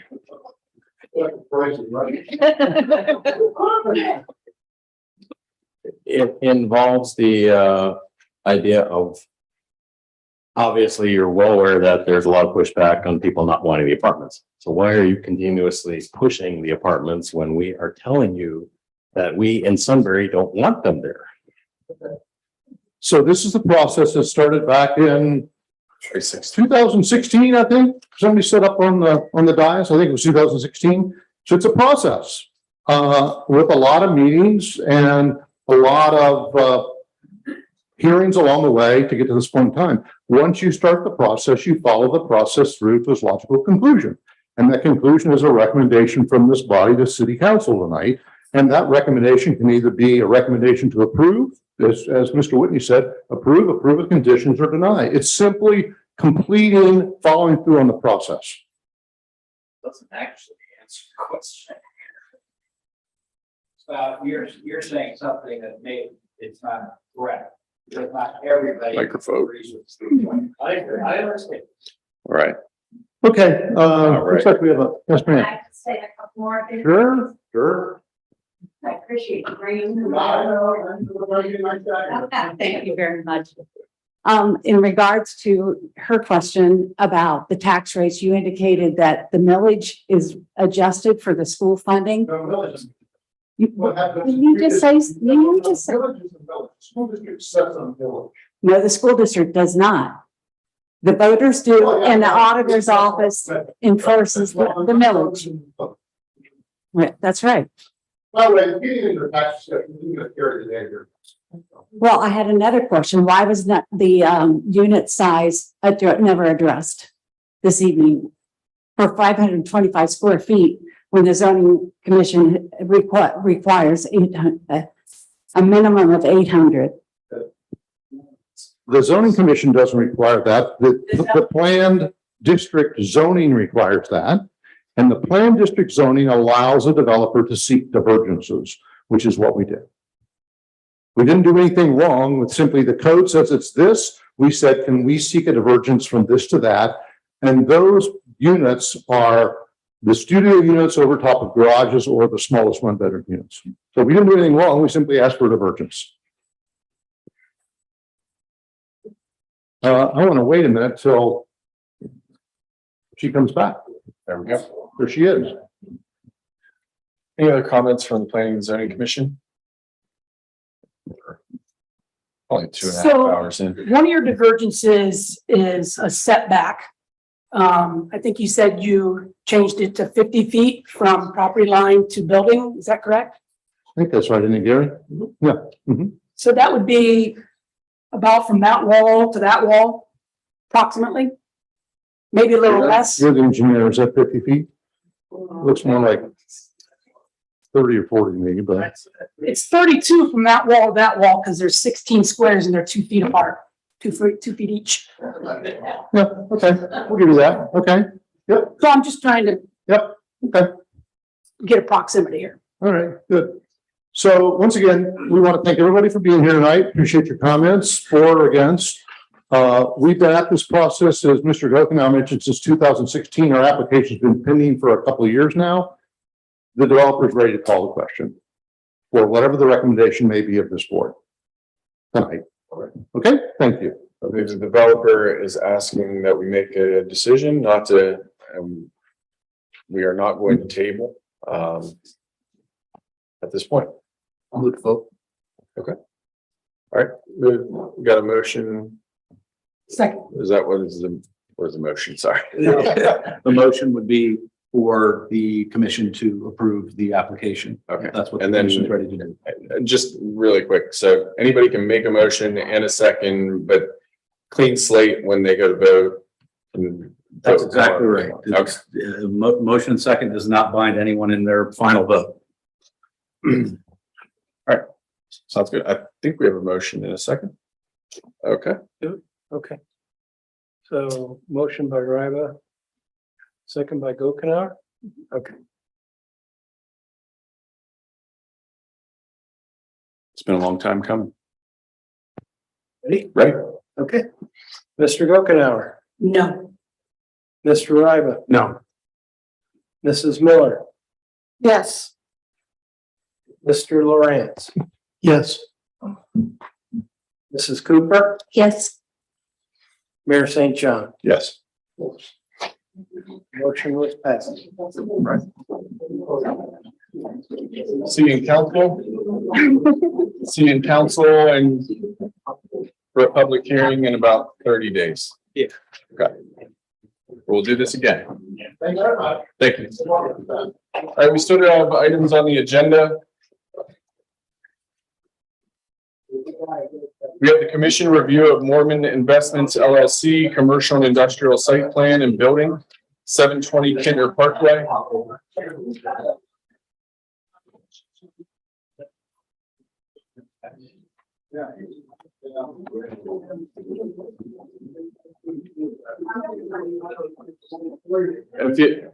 If you could, we still have additional business to take care of. I'm sure you do.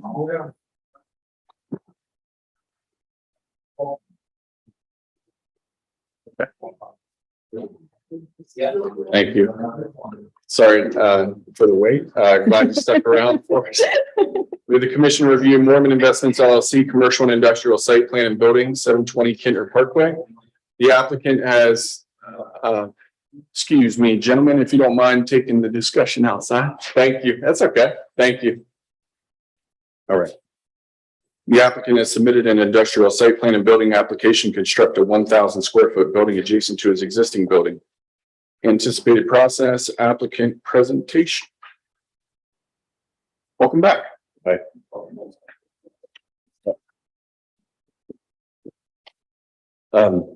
So we were here earlier in the year and with the 2 additions on each side, and the way the market is, the construction costs were a little more than Larry was hoping. So his son owns a company that does artificial turf. So the addition, the garage is what he needs for his business right now. So instead of developing more than they need, this is an attempt to sort of address some of the issues that came up in the previous submittal.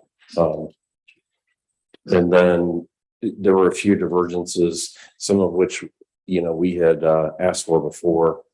The buffer at the back, and largely the buffer was because the business has been there 20 years, so the trucks and stuff need the maneuvering room. So if we minimize that, that would make his existing business not function properly. And then we had gone back and forth about paving before, so Larry's agreed to put that in. And then as far as the building materials, that is something we had looked at before.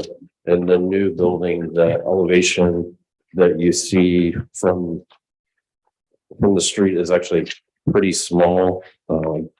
If you look at the south elevation on the second page, and then if you look at the landscaping plan, we're actually going to put some landscaping in front of that too. So that would be even more diminished what you see from the street.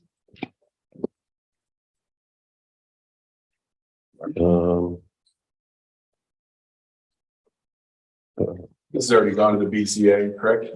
It has, the BZA last Monday night heard 3 variances. One was for the materials, diverging from natural materials to steel that would match the current building, which was approved previously by the Planning Commission.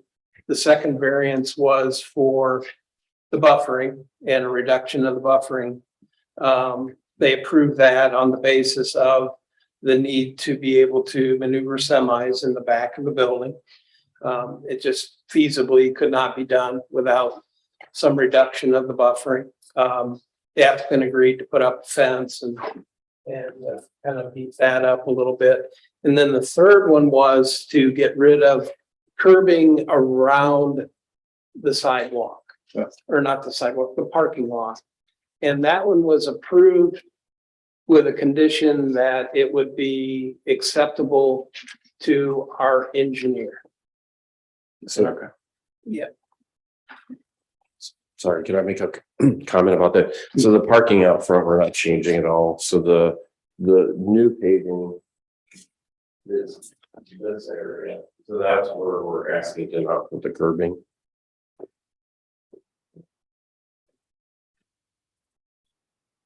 Because right now that's gravel. That's in the back of the building. Yeah. Okay. Right, and then, it'll be widened here a little bit to get access to the new building. So, and this will be stored, the stuff that, Henry Sundays as far as turf business. So right now, that stuff is being stored out back because I don't have a board. And it's not, it's not ideal for the materials to be stored out in the weather. So the garage is just to be able to store those things inside. This is a little unique to me because the Planning and Zoning Commission used to hear variances. We don't anymore. What are we looking to approve here today? What are you asking us? To approve the site plan? Is that And what it this is? is a new commercial building and site plan. Okay. Yeah, the new commercial building is, no offense, a big shed, right? It's a garage. Right. Okay. Yeah, and when we say match the siding, I meant the building was built over 20 years ago. Right. We're not going to be able to match the siding Same exactly. general, white steel or White and green. steel, Yes, yeah. the new manufacturer has green roof that we can get. They have white siding that we can get. The profile of the siding is not going to match exactly because, like I said, it's 20 some years. So yeah, we'll make a good attempt to make it best we can. Do you have examples of those, I'm sorry, I do not have the sample, but the materials? sorry, I don't have the sample with me. I was just going to say, Mr. Mayor, that because it's a new building, the commission is again making a recommendation to council, who has ultimate say on this. An addition or alteration would not require that, but because it's a new building, it does. So this would go to the council as well. I know we have some limited comments. Is there anything staff wants to report other than what you did, Steve? I guess I would add that one of the issues when the planning commission took this up previously was the paving of the lot, and the applicant has agreed to pave the lot. I think previously they'd asked for a variance on keeping gravel. That's really the only other comment I could offer. Yeah, which is a pretty big expense. A pretty big expense relative to the size of the new building. Right. So understood. All right, any questions, comments, reservations from the commission? I have a question. I am trying to understand why there's asphalt between the existing building and the garage. Are you driving down that side? No, Or he just wants to be able to store some material behind there. I'm not sure what that is yet, but just so that it's not visible. I mean, there is, we are putting a fence here, just so he has a little bit of outside storage behind there that's screwed. so basically it's going to be a surface that you can store on, and your gate would disguise it from the fence street on the view. front, yes, Mhm. yeah. Yeah, there won't be a gate, it'll be accessible from the back. So from the streets, you know. It will be covered, the fence will be there. Good question. Any comments? We're gonna set the record for maybe getting out of here the quickest on this particular parcel. We've had a couple 2-hour meetings before. Yes. All right. So, any additional comments from staff? All right, I'd like to make a motion to approve. Second. Second by Mrs. Cooper. Discussion, roll call. Let's go reverse. Mr. Lawrence. Yes. Ms. Cooper. Yes. St. John. Yes. Mrs. Miller. Yes. Mr. Riva. Yes. And Mr. Gokenhour. No, because I have no idea what materials you're putting on the building. Okay, I can get you a sample. That's good. Thank you very much. All right, on the council. Thanks. Thank you. All right, we're on to the visitors section. Are there any visitors this evening that would like to speak?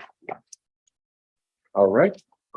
Motion to approve minutes from the August meeting. I'll move to approve the minutes. Motion by Mr. Ryba, Second. second by Mrs. Miller. Discussion. Roll call. Mr. Riva. Yes. Mrs. Miller. Yes. Mayor St. John. Yes. Mrs. Cooper. Yes. Mr. Lawrence. Yes. And Mr. Gokenhour. Yes. Minutes are approved. Right, and thanks for putting the zoning report together, Steve. We're almost in election, well, we're already in election season, but we're almost in like the heavy sign season coming up, where it gets really busy. The thing that stood out to me was the building permits issued so far. Yeah, it's been a very. Last month was very busy, with both improvements and especially with new builds. Ryan, Rockford, Holte are really still going great guns on the new developments. And Mr. Romanelli is also filling out Miller's Cove very well. October 1st will be the time when we will transition to the county being our building office. We will be a sub-department, and our inspectors will follow out anything that we've permitted before that date. And I've got a lot of work to do on our website and a few more forms to create and get that awareness out there. But looking forward to that. And just a couple violations that are thorny that we're working through. All right, great. Thank you. Any questions from Planning and Zoning Commission? All right. We're on to discussion and new business. Mr. Lawrence. No, nothing for me. All right, Mrs. Cooper. Nothing to me. Mrs. Miller. Just a question, and you can send me an email if you want. If you have a industrial building, and I don't care which one you want to pick, and let's say they go out of business, they sell their building, what's the process with the new owner or if they rented it, you know, getting a new tenant and everything, that the usage is still under that umbrella? By code, the new owner needs to get a zoning certificate so that I can issue them an occupancy permit. So they need to file, this is the Same thing with the address. tenant? Yeah, this is the address, this is the business that I want to put in. So.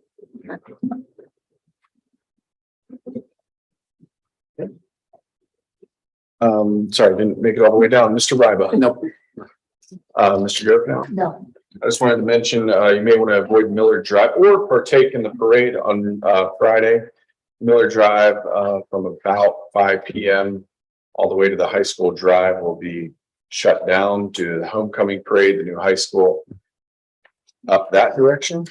And so they're starting at the Inn at Walnut Trail, but expect Friday traffic to be challenging in and around that corridor. Good. What do you reckon? So it's coming up Miller Drive. Yes, sir. Okay. All right. The original proposed was to go from GRE to the new high school, and that would shut down Cherry Street for about half an hour, and we said no. So where's this? It's starting at, okay. The Inn at Walnut Trail, and then, you know, it really kicks off when they hit Miller Drive. I don't think they're coming through. Are they coming Tippett Court or through Vincent's neighborhood? Does anybody know? Either way. Yeah, probably. So, Okay, yeah. I have to drive that. at that time, What time was that again? 5 p.m., 4:30, 5 p.m., 5:30. Not that. I'm gonna find the other way. Okay, all right. Kinder Parkway. Yeah, Kinder Parkway. Okay. Yeah, very good. That's the only new business I had. Next All right, meeting, thank you. next meeting date, October 24th, 2022. Rick, per customary measure. We're to adjourn. Yes, sir. Got a motion, second by Mrs. Miller. Discussion. Roll call. Mrs. Miller, Yes. Mayor St. John, Yes. Mrs. Cooper, Yes. Mr. Lawrence. Yes. Mr. Gokenhour. Yes. And Mr. Ryder. Yes. You are adjourned at 9:05 p.m. Thank you.